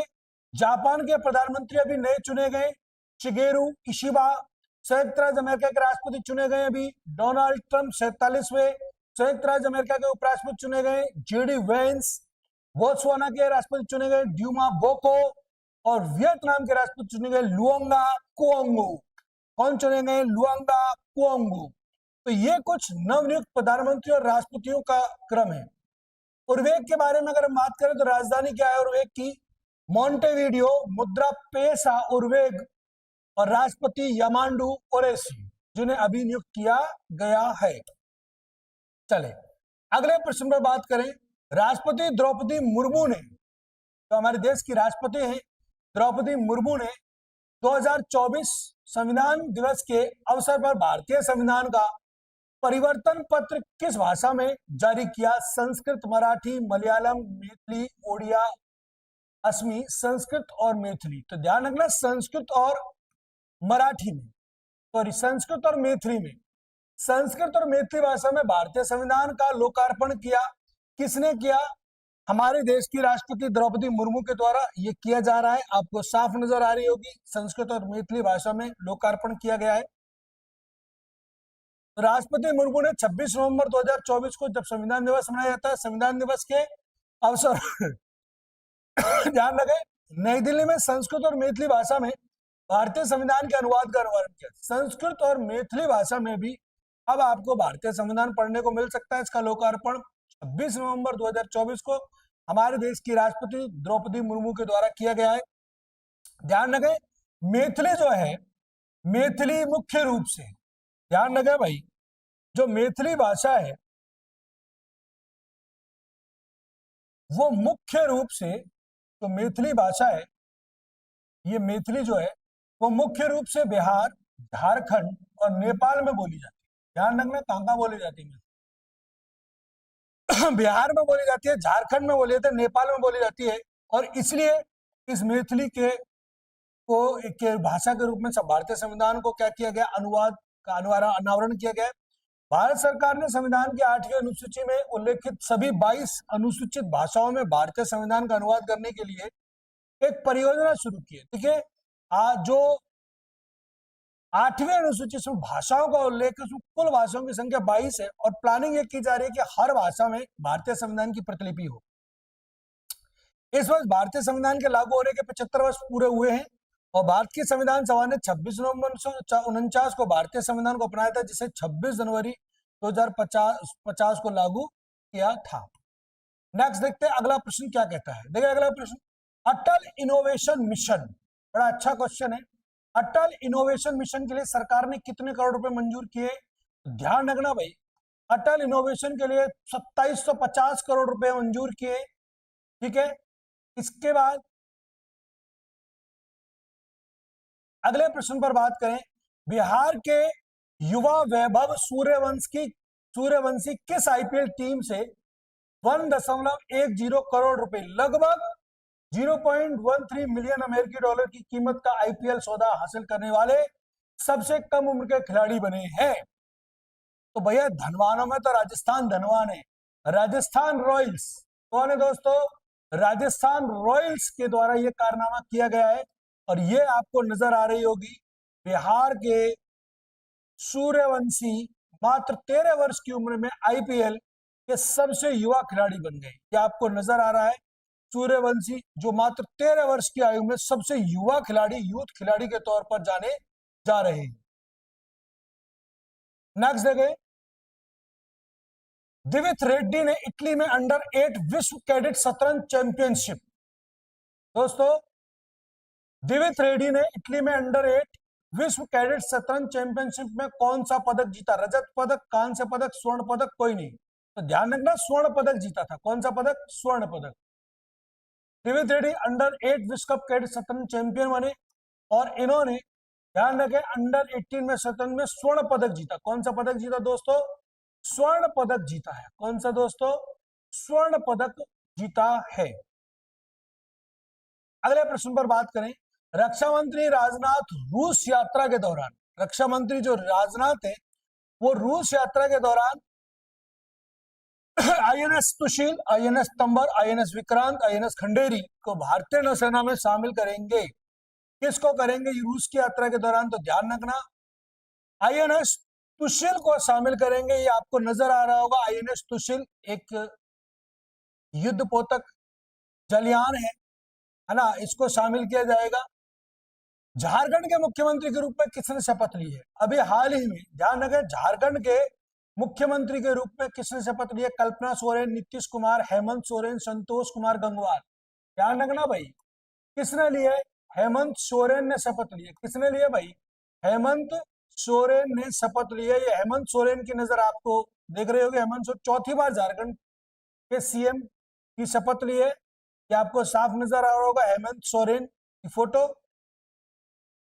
Jharkhand Mukti Morcha नेता हेमंत सोरेन ने चौथी बार झारखंड के सीएम के तौर पर शपथ ली। ये तो बात सही है, झारखंड मुक्ति मोर्चा जिसने बिहार से अलग झारखंड बनाने की मांग की और झारखंड को स्थापित किया, उसी झारखंड मुक्ति मोर्चा के राष्ट्रीय अध्यक्ष हेमंत सोरेन को चौथी बार झारखंड का सीएम बनाया गया है। सोरेन की पार्टी ने हाल ही में संपन्न हुए विधानसभा चुनाव में ई शानदार दर्ज की है।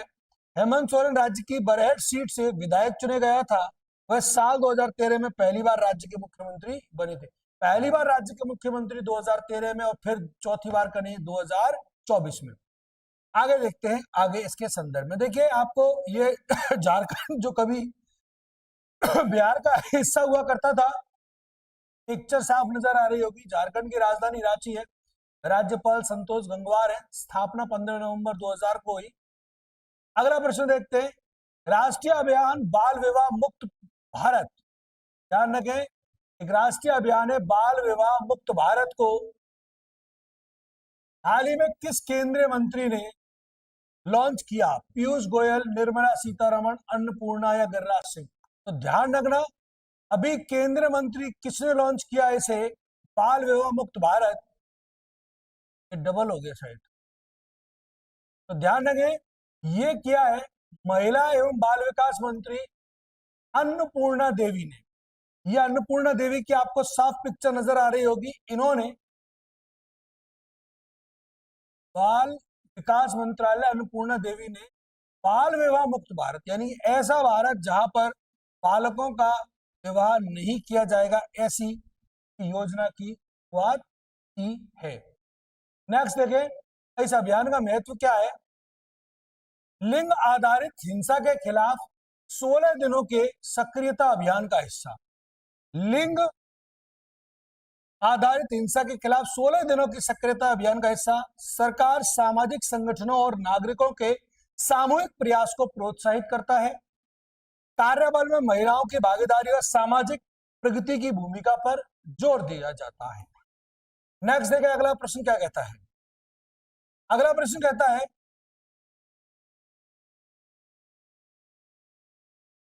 किस भारतीय संगठन ने 2024 ओपीसीडब्ल्यू का हेग पुरस्कार से सम्मानित किया गया है? तो ध्यान रखना, Indian chemical council, Indian chemical council को ओपीएसडब्ल्यू द हेग पुरस्कार से सम्मानित किया गया है। इसके संदर्भ में कुछ बातों पर अपन गौर कर ले। देखें, भारतीय रासायनिक परिषद को 2024 ओपीसीडब्ल्यू द हेग पुरस्कार से सम्मानित किया गया। ये सम्मानित करते नजर आ रहे हैं। इसके संदर्भ में ध्यान रखें, अगला प्रश्न बात करते हैं। अगला प्रश्न क्या कहता है? खान मंत्रालय ने भारत के अपतटीय क्षेत्रों में, ध्यान रखें, खान मंत्रालय ने भारत के अपतटीय क्षेत्रों में खनिज ब्लॉक नीलामी की पहली किस्त शुरू की। यह ऐतिहासिक पहल के भारत अपने अपतटीय क्षेत्रों में समुद्र के नीचे खनिज संसाधनों की खोज और विकास में प्रवेश का संकेत देती है। कोयला खान मंत्री के केंद्रीय मंत्री कौन हैं? तो ध्यान रखना, जी कृष्ण रेड्डी। कौन है दोस्तों? जी कृष्ण रेड्डी इसके मंत्री हैं, इसके डिपार्टमेंट के मंत्री हैं, कोयला एवं खान मंत्रालय के। क्लियर है? नेक्स्ट देखते हैं अगला प्रश्न। देखिए, खान मंत्रालय ने अपतटीय क्षेत्रों में खनिजों की भारत की पहली नीलामी शुरू की है। ठीक है भाई, ये आपको खनन होता नजर आ रहा है। नेक्स्ट देखते हैं अगला प्रश्न। हाल ही में आयोजित लॉस वेगास ग्रांड प्रिक्स, ध्यान रखें, हाल ही में आयोजित Las Vegas grand prix title किसने जीता? तो वो जीता है आपके Dutch formula 1 driver max Verstappen ने लॉस वेगास ग्रांड प्रिक्स का टाइटल जीता। ये आपको पिक्चर नजर आ रही होगी, ये आपको साफ दिखाई दे रहा होगा कि ये फॉर्मूला रेस कार इन्होंने जीती है। आगे अगले प्रश्न पर बात करें, नेटवर्क रेडीनेस इंडेक्स 2022 में, ध्यान रखें, नेटवर्क रेडीनेस इंडेक्स 2022 में भारत की रैंक क्या है? 60वीं, 49वीं, 45वीं या 33वीं? तो ध्यान रखना भाई, रजत चौधरी जी का आंसर आया ए कि साहब 60वीं है।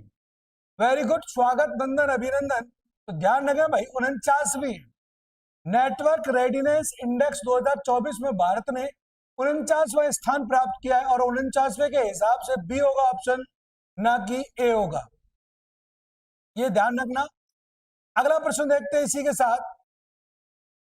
नवंबर 2024 में राष्ट्रीय डोपिंग विरोधी एजेंसी नाडा, ध्यान रखेंगे, नवंबर 2024 में राष्ट्रीय डोपिंग विरोधी एजेंसी नाडा ने भारतीय पहलवान बजरंग पूनिया को कितने साल के लिए निलंबित किया है डोपिंग के मामले में? क्योंकि उन्होंने 10 मार्च को राष्ट्रीय चयन ट्रायल के दौरान डोप परीक्षण के लिए नमूना देने से इनकार कर दिया था।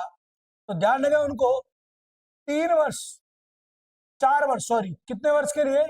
4 वर्ष के लिए। ये बजरंग पूनिया की फोटो नजर आ रही होगी। एंटी डोपिंग कोड उल्लंघन के लिए इनको 4 साल के निलंबित कर दिए गए। 4 साल तक ये गेम नहीं खेल पाएंगे। नेक्स्ट प्रश्न पर देखते हैं, बात करें अगला। और अगला प्रश्न क्या है? किस हाल ही में ब्रह्मोस एयर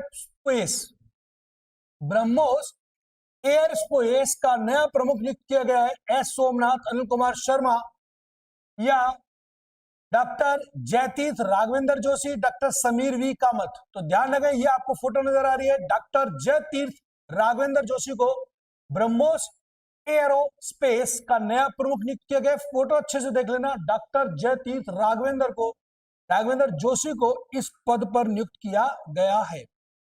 इसी के बाद एक और सवाल देखते हैं।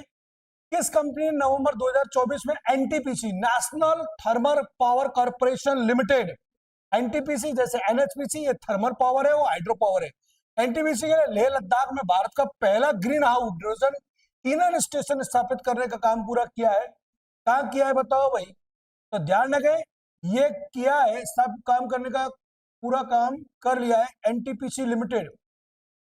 ध्यान रखें, हमारा राजा इंफ्रा ने लेह में एनटीपीसी के लिए ग्रीन हाइड्रोजन ईंधन स्टेशन स्थापित किया है। ये आपको नजर आ रही होगी इसकी पिक्चर, कि किस कंपनी को नवंबर 2024 में एंजल वन म्यूचुअल फंड के लिए एसेट मैनेजमेंट कंपनी के रूप में कार्य करने के लिए सेबी की मंजूरी मिली है, जो विशेष रूप से व्यापक निवेश समाधानों पर ध्यान केंद्रित करेगी। तो किस पर करेगी? ध्यान रखें, इसका जो आंसर रहने वाला है वो है ना एंजल वन म्यूचुअल फंड कारोबार में प्रवेश के लिए सेबी की मंजूरी मिली है। कौन सा आईआईटी 10वें अंतरराष्ट्रीय विज्ञान महोत्सव, ध्यान रखें, कौन सा आईआईटी 10वें अंतरराष्ट्रीय विज्ञान महोत्सव 2024 की मेजबानी करेगा? आईआईटी दिल्ली करेगा, आईआईटी गुवाहाटी करेगा, आईआईटी कानपुर करेगा या आईआईटी मद्रास करेगा? तो देखिए, यहां पर जो 10वें का आयोजन किया जा रहा है, 10वें अंतरराष्ट्रीय भारत अंतरराष्ट्रीय विज्ञान महोत्सव 2024 का जो आयोजन किया जा रहा है, उसका जो कार्यक्रम करने की व्यवस्था है वो किस किस के पास है? गुवाहाटी, दिल्ली, कानपुर, मद्रास। तो ध्यान रखना, इसका आंसर क्या रहने वाला है दोस्तों? बी। क्या रहने वाला है इसका आंसर दोस्तों? बी रहने वाला है, यानी कि आईआईटी गुवाहाटी के द्वारा आईआईटी गुवाहाटी 2024 भारत अंतरराष्ट्रीय विज्ञान महोत्सव की मेजबानी करेगा। ठीक है ना? देखें इसकी व्याख्या, आईआईटी गुवाहाटी 2024 भारत अंतरराष्ट्रीय विज्ञान महोत्सव की मेजबानी करेगा। ये Indian institute of technology Guwahati का आपको पिक्चर साफ नजर आ रही होगी। इसके संदर्भ में और बात कर सकते हैं अपन की भारतीय प्रौद्योगिक संस्थान यानी कि आईआईटी गुवाहाटी 30 नवंबर से 3 दिसंबर तक, ध्यान रखें 30 नवंबर से 3 दिसंबर तक, कब तक होने वाला है आयोजन? ध्यान रखें 30 नवंबर से 3 दिसंबर तक गुवाहाटी में भारत अंतरराष्ट्रीय विज्ञान महोत्सव 2024 का आयोजन किया जा रहा है। और आईआईएसएफ के इस 10वें संस्करण का जो विषय है वो है भारत को विज्ञान एवं प्रौद्योगिकी से संचालित वैश्विक विनिर्माण केंद्र में बदलना। और यह विज्ञान प्रौद्योगिकी को औद्योगिक विकास में डेवलप करना चाहता है। औद्योगिक विकास के साथ मिलाने के सरकार के उद्देश्य को दर्शाता है, और जिससे भारत विनिर्माण के पुनर्निर्माण विनिर्माण में वैश्विक नेता बन सके। तो देखिए, बड़ी महत्वपूर्ण बात। इसके आगे बात करते हैं कुछ विज्ञान प्रौद्योगिकी या विज्ञान भारती के बारे में। तो देखिए, विज्ञान भारती की अगर मैं बात करूं तो विज्ञान भारती एक गैर सरकारी संगठन है। ध्यान रखना, कैसा संगठन है दोस्तों? ये गैर सरकारी संगठन है। इंपॉर्टेंट बात है, ये कैसा संगठन है? गैर सरकारी संगठन है। जो देश में स्वदेशी विज्ञान आंदोलन के विकास के लिए काम करता है, यानी कि देश में किसके लिए, स्वदेशी विज्ञान आंदोलन के विकास के लिए कार्य करता है। साथ ही साथ इसका जो मुख्यालय दोस्तों वो कहाँ पे है, मुख्यालय इसका मुख्यालय नई दिल्ली में है। कहाँ पे है दोस्तों, इसका मुख्यालय नई दिल्ली में। और भारतीय विज्ञान संस्थान बेंगलुरु के आई वासु ने एक समूह का नेतृत्व किया। भारतीय विज्ञान संस्थान बेंगलुरु के आई वासु के द्वारा एक समूह का नेतृत्व किया गया। और 91 में, इंपॉर्टेंट बात ध्यान रखना, 91 में नागपुर बैठक के दौरान, नागपुर का जो अधिवेशन हुआ था उस बैठक के दौरान विज्ञान भारती नाम से राष्ट्रीय स्तर पर, कौन से स्तर पर, राष्ट्रीय स्तर पर स्वदेशी विज्ञान आंदोलन शुरू करने का निर्णय लिया गया। और यही स्वदेशी आंदोलन को प्रारंभ करने के उद्देश्य से विज्ञान भारती अपना कार्यक्रम चला रही है, जिसका मुख्यालय कहाँ पे है दोस्तों, विज्ञान भारती का नई दिल्ली में।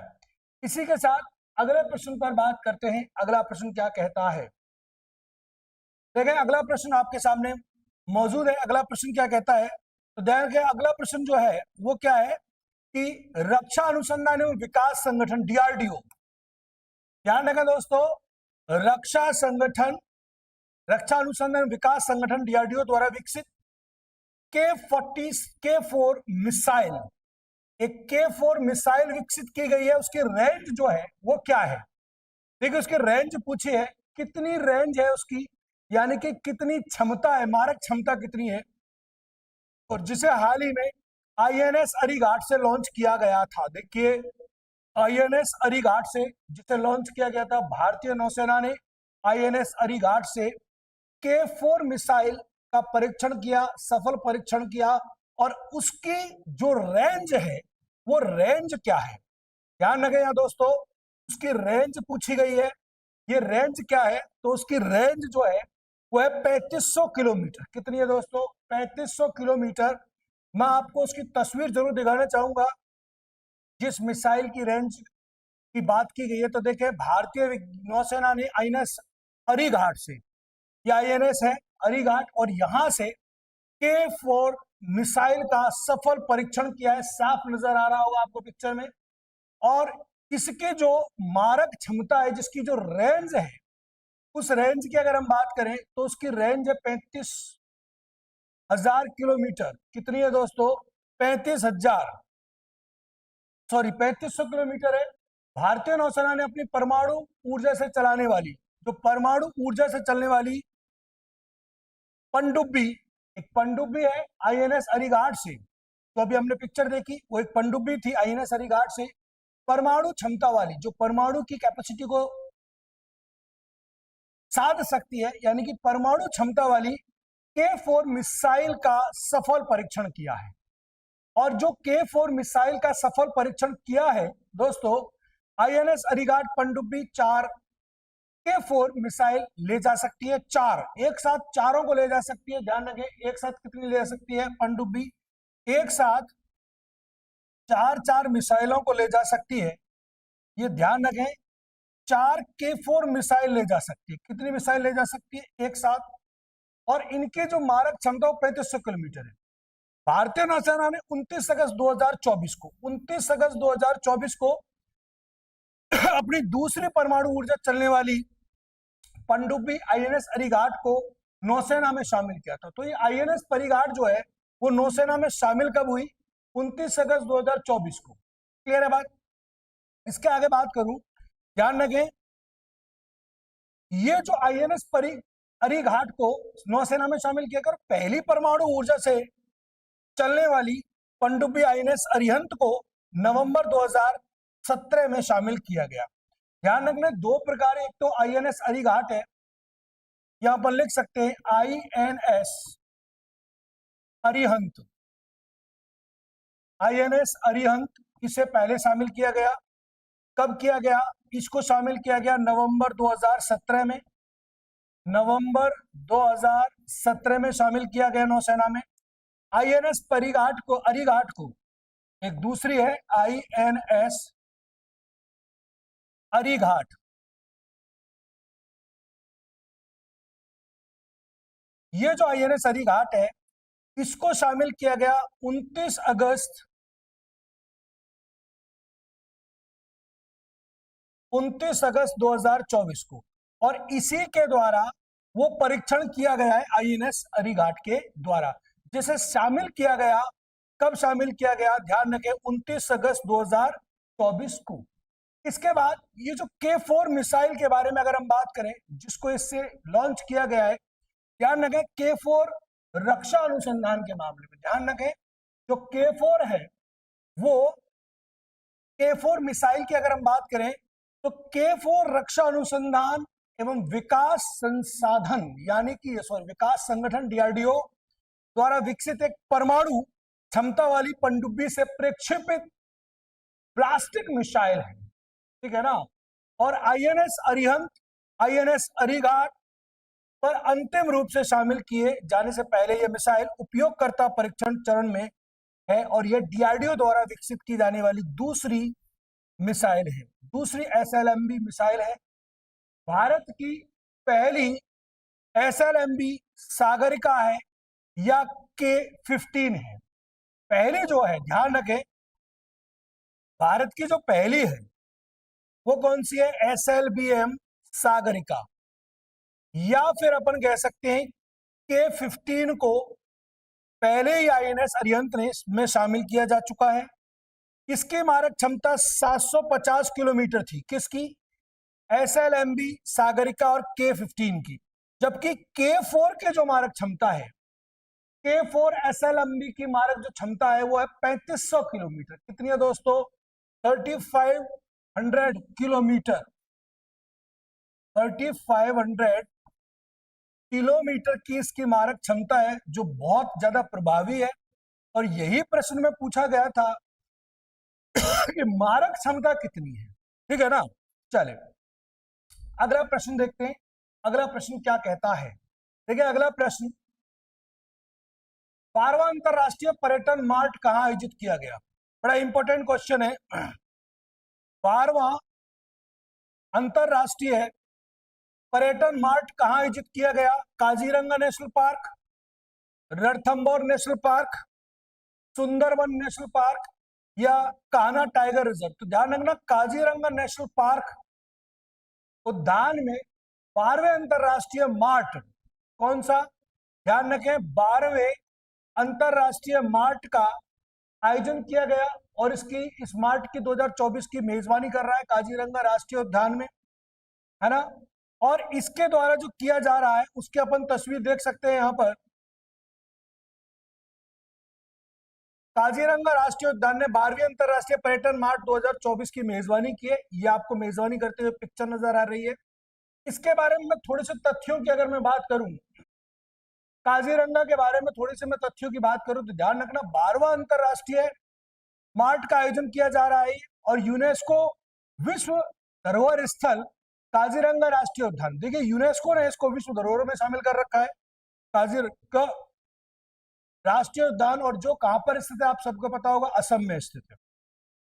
केंद्रीय पर्यटन मंत्री एवं संस्कृति मंत्री गजेंद्र सिंह शेखावत, कौन है, गजेंद्र सिंह शेखावत, और गजेंद्र सिंह शेखावत के द्वारा ये नेक कार्य किया गया कि 12वें अंतरराष्ट्रीय मार्ट का क्या किया गया दोस्तों, उद्घाटन किया गया।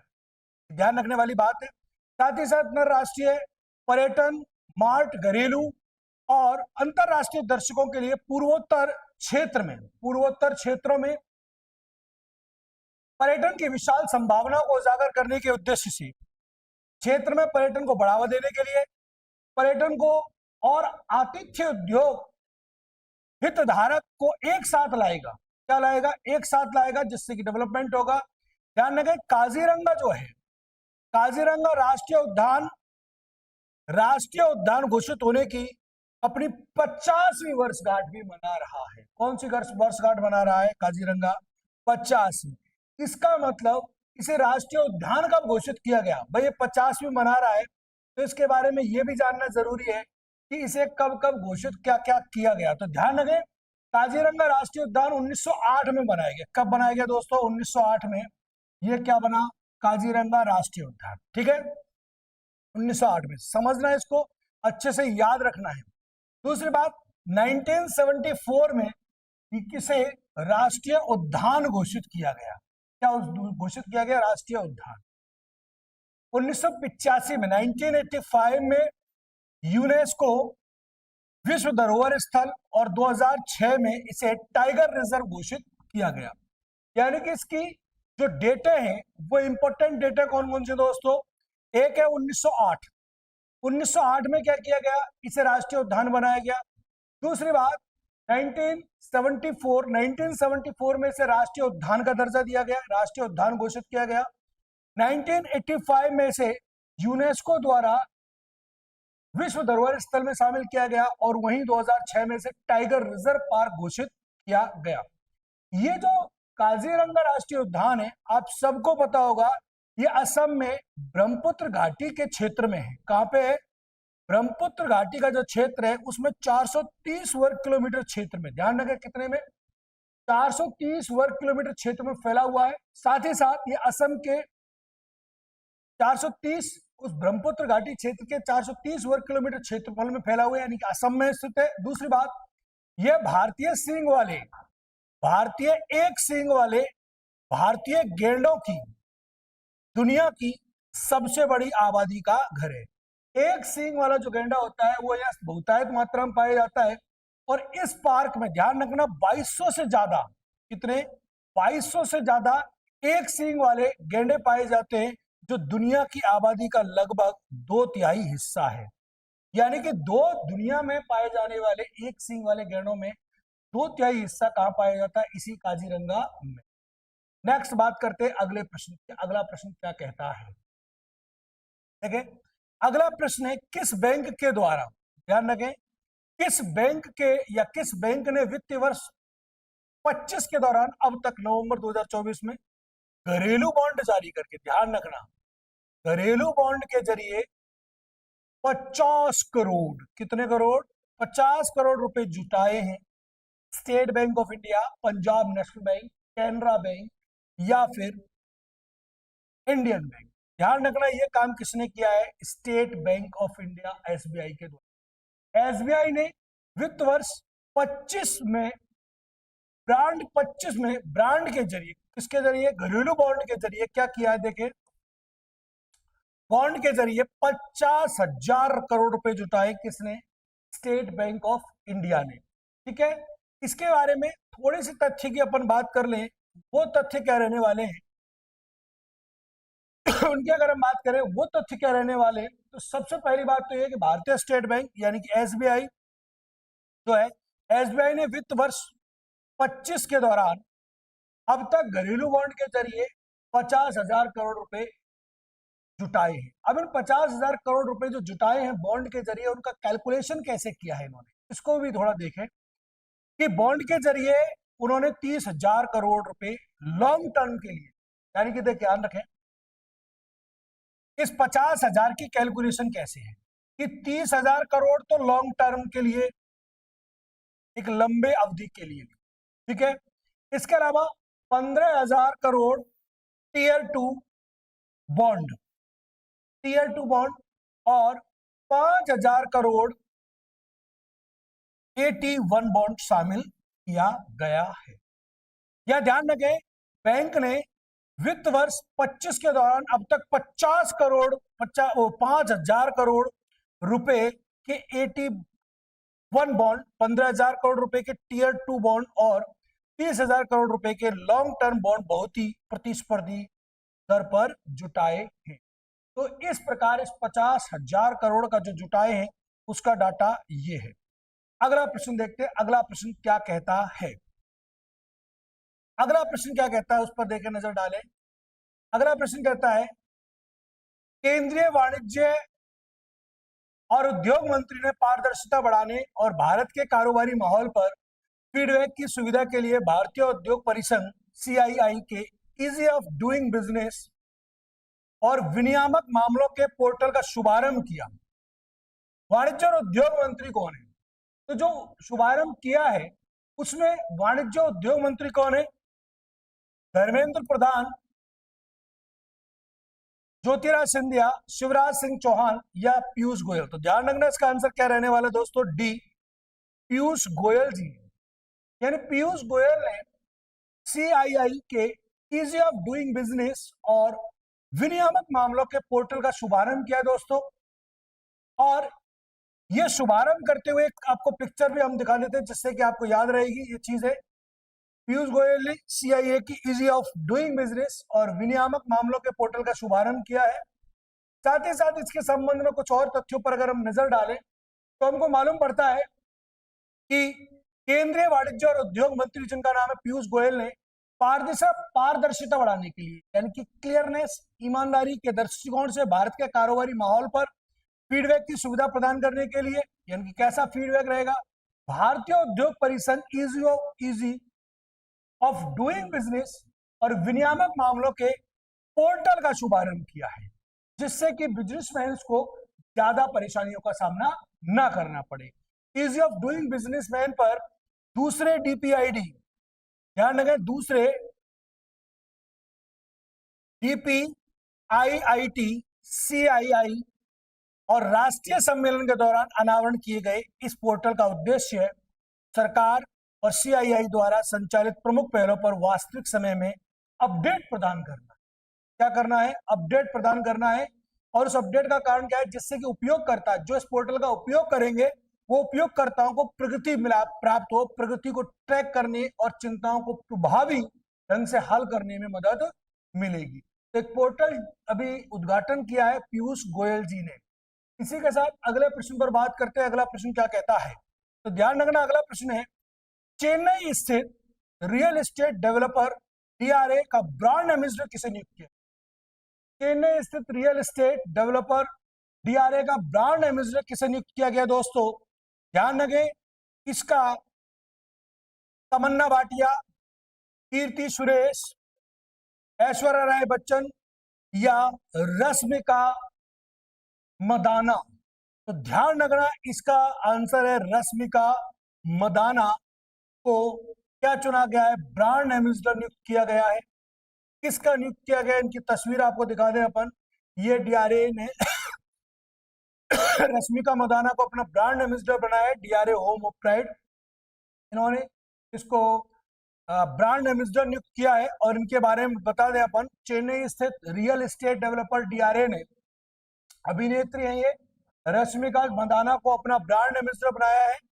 और एक और बात बता दें कि कंपनी जिसने अब तक चेन्नई में, कहां पर, ये कंपनी ने चेन्नई में 10 मिलियन वर्ग फीट, कितनी दोस्तों? 10 मिलियन वर्ग फीट आवासीय स्थान विकसित किया है, को अपनी 9 चालू और 6 आगामी, 9 तो चल रही और 6 आगामी परियोजनाओं से 2.7 मिलियन वर्ग फीट और जोड़ने की उम्मीद है। और इसी उद्देश्य से अमिताभ बच्चन के साथ गुड बॉय में सह अभिनेत्री रही रश्मिका, एक पिक्चर रही थी गुड बॉय, और इस प्रयास में मदद करेंगी और इसीलिए रश्मिका मंदाना को अपना ब्रांड एम्बेसडर बनाया है। चले अगले प्रश्न पर बात करते हैं। अगला प्रश्न क्या कहता है? देखा, अगला प्रश्न कहता है एसबीआई फंड्स मैनेजमेंट। ध्यान रखें, अगला प्रश्न क्या कहता है? एसबीआई फंड्स मैनेजमेंट के प्रबंध निदेशक और मुख्य कार्यकारी अधिकारी के रूप में किसे नियुक्त किया गया है? अशोक मेहता, देवाशीष मिश्रा, ऋषि छाबरा या नंद किशोर? तो ध्यान रखें, यहां नियुक्त किया गया है मिस्टर नंद किशोर को, यानी कि इसका आंसर भी क्या रहने वाला दोस्तों? डी। ध्यान रखें, एसबीआई फंड्स मैनेजमेंट ने नंद किशोर को एमडी नियुक्त किया है, सीओ नियुक्त किया है, एफडी और सीओ नियुक्त किया है, ठीक है ना। इसके बारे में थोड़ी सी अपन जानकारी इसकी फोटो के माध्यम से दे दें आपको। ये आपको नजर आ रहे होंगे मिस्टर नंद किशोर जिन्हें नियुक्त किया गया है। इनके बारे में आपको बता दूं, एसबीआई फंड्स मैनेजमेंट ने नंद किशोर के प्रबंध निदेशक और मुख्य कार्यकारी अधिकारी नियुक्त किया है। वे शमशेर सिंह की जगह स्थान ग्रहण करेंगे। शमशेर सिंह थे पहले और अब उनकी जगह स्थान कौन ग्रहण करेंगे? नंद किशोर। किशोर मुंबई में, एक्चुअली में ये मुंबई में एसबीआई के कॉर्पोरेट सेंटर में उप प्रबंधक के निदेशक पर कार्य कर चुके हैं, जहां वे बैंक के ट्रेजरी डिपार्टमेंट को या ट्रेजरी विभाग के संचालन की देखभाल करते थे। किशोर को एसबीआई के साथ शाखा बैंकिंग, अंतरराष्ट्रीय संचालन, ट्रेजरी संचालन और निवेश बैंकिंग, ध्यान रखें, निवेश बैंकिंग और खुदरा संचालन जैसे प्रमुख बैंकिंग क्षेत्रों में काम करने का 34 वर्ष का अनुभव है, 34 years experience holder mister Nand Kishore, जिन्हें एमडी और सीईओ नियुक्त किया गया है। अगले प्रश्न पर बात करें। अगला प्रश्न है एकलव्य ऑनलाइन डिजिटल प्लेटफॉर्म। ध्यान रखें दोस्तों, एकलव्य ऑनलाइन डिजिटल प्लेटफॉर्म हाल ही में किसके द्वारा लॉन्च किया गया है? भारतीय वायुसेना, भारतीय नौसेना, भारतीय थल सेना, भारतीय तटरक्षक।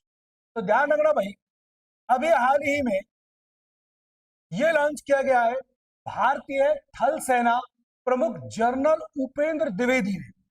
भारतीय थल सेना के जो जनरल है, सी आंसर है, भारतीय जल सेना के प्रमुख हैं जनरल उपेंद्र द्विवेदी। कौन है दोस्तों?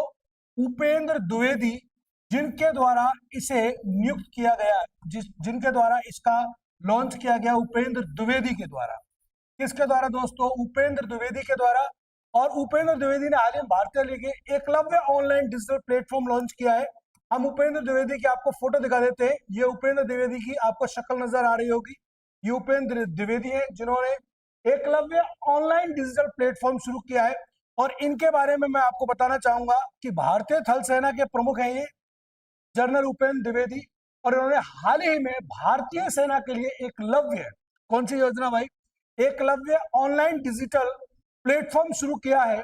और इस प्लेटफॉर्म को आर्मी डेटा नेटवर्क पर क्या किया जाएगा? आर्मी डेटा नेटवर्क पर होस्ट किया गया है। और इसमें एक स्केल बेल आर्किटेक्चर है, स्केल बेल आर्किटेक्चर है। एकलव्य एक सॉफ्टवेयर है, ध्यान रखें, एक सॉफ्टवेयर प्लेटफॉर्म है और एक ट्रेनिंग प्लेटफॉर्म भी है, जिसको लॉन्च किया है भारतीय थल सेना प्रमुख जनरल उपेंद्र द्विवेदी ने। अगले प्रश्न पर बात कर लेते हैं। अगला प्रश्न क्या कहता है? देखिए, 55वें भारतीय अंतरराष्ट्रीय फिल्म महोत्सव, वेरी गुड, अच्छा प्रश्न है। 55वें भारतीय अंतरराष्ट्रीय फिल्म महोत्सव में सर्वश्रेष्ठ फिल्म का गोल्डन पिकॉक, ध्यान रखें, गोल्डन पिकॉक पुरस्कार किसे मिला है?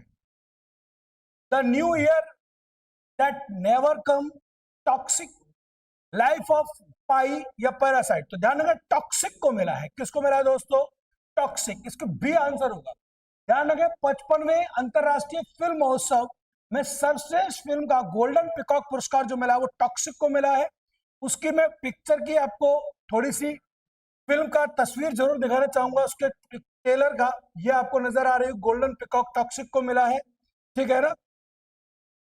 और इसके बारे में बता दूं कि ये 55वें भारतीय अंतरराष्ट्रीय फिल्म महोत्सव में लिथुआनिया की फिल्म टॉक्सिक को सर्वश्रेष्ठ फिल्म का प्रतिष्ठित गोल्डन, कहा कि लिथुआनिया की फिल्म है ये, है ना, लिथुआनिया की फिल्म है। और जबकि रोमानिया के निर्देशक हैं, रोमानियन निर्देशक बेगदान मेरुसुन को उनकी film the new year that never came के लिए सर्वश्रेष्ठ निर्देशक का सिल्वर अवार्ड, सिल्वर पिकॉक पुरस्कार मिला है। लेकिन इसे जो मिला है वो गोल्डन पिकॉक पुरस्कार मिला है। चले अगले प्रश्न पर बात करते हैं। अगला प्रश्न क्या कहता है? अगला प्रश्न है steel authority of India limited ने किस कंपनी के साथ एक समझौता ज्ञापन पर हस्ताक्षर किए हैं? ध्यान रखा भाई दोस्तों, अगला प्रश्न है हमारा स्टील अथॉरिटी। तो किस स्टील अथॉरिटी ऑफ इंडिया ने लिमिटेड ने किस कंपनी के साथ, ध्यान रखें, कंपनी का आपको नाम बताना है, किस कंपनी के साथ एक समझौते पर ज्ञापन पर हस्ताक्षर किए हैं? Tata Steel, John Cockerill India Limited, Larsen and टर्बो, हिंदुस्तान इस्पात लिमिटेड। तो ध्यान रखना भाई, जॉन कॉकरे इंडिया लिमिटेड, यानी कि steel authority of India limited ने जॉन कॉकरेल इंडिया लिमिटेड के साथ एक समझौता ज्ञापन किया है। और इस समझौते के तहत, इस समझौते के तहत ये व्यवस्थाएं की गई हैं। तो देखें, आज के लिए यही क्लास समाप्त करते हैं, बाकी की बात करेंगे कल। तब तक के लिए आप सभी मेरे प्यारे बहन भाइयों का बहुत बहुत धन्यवाद, आभार, नमस्कार। तो मिलते हैं कल, तब तक के लिए आपको बहुत बहुत धन्यवाद, नमस्कार। कल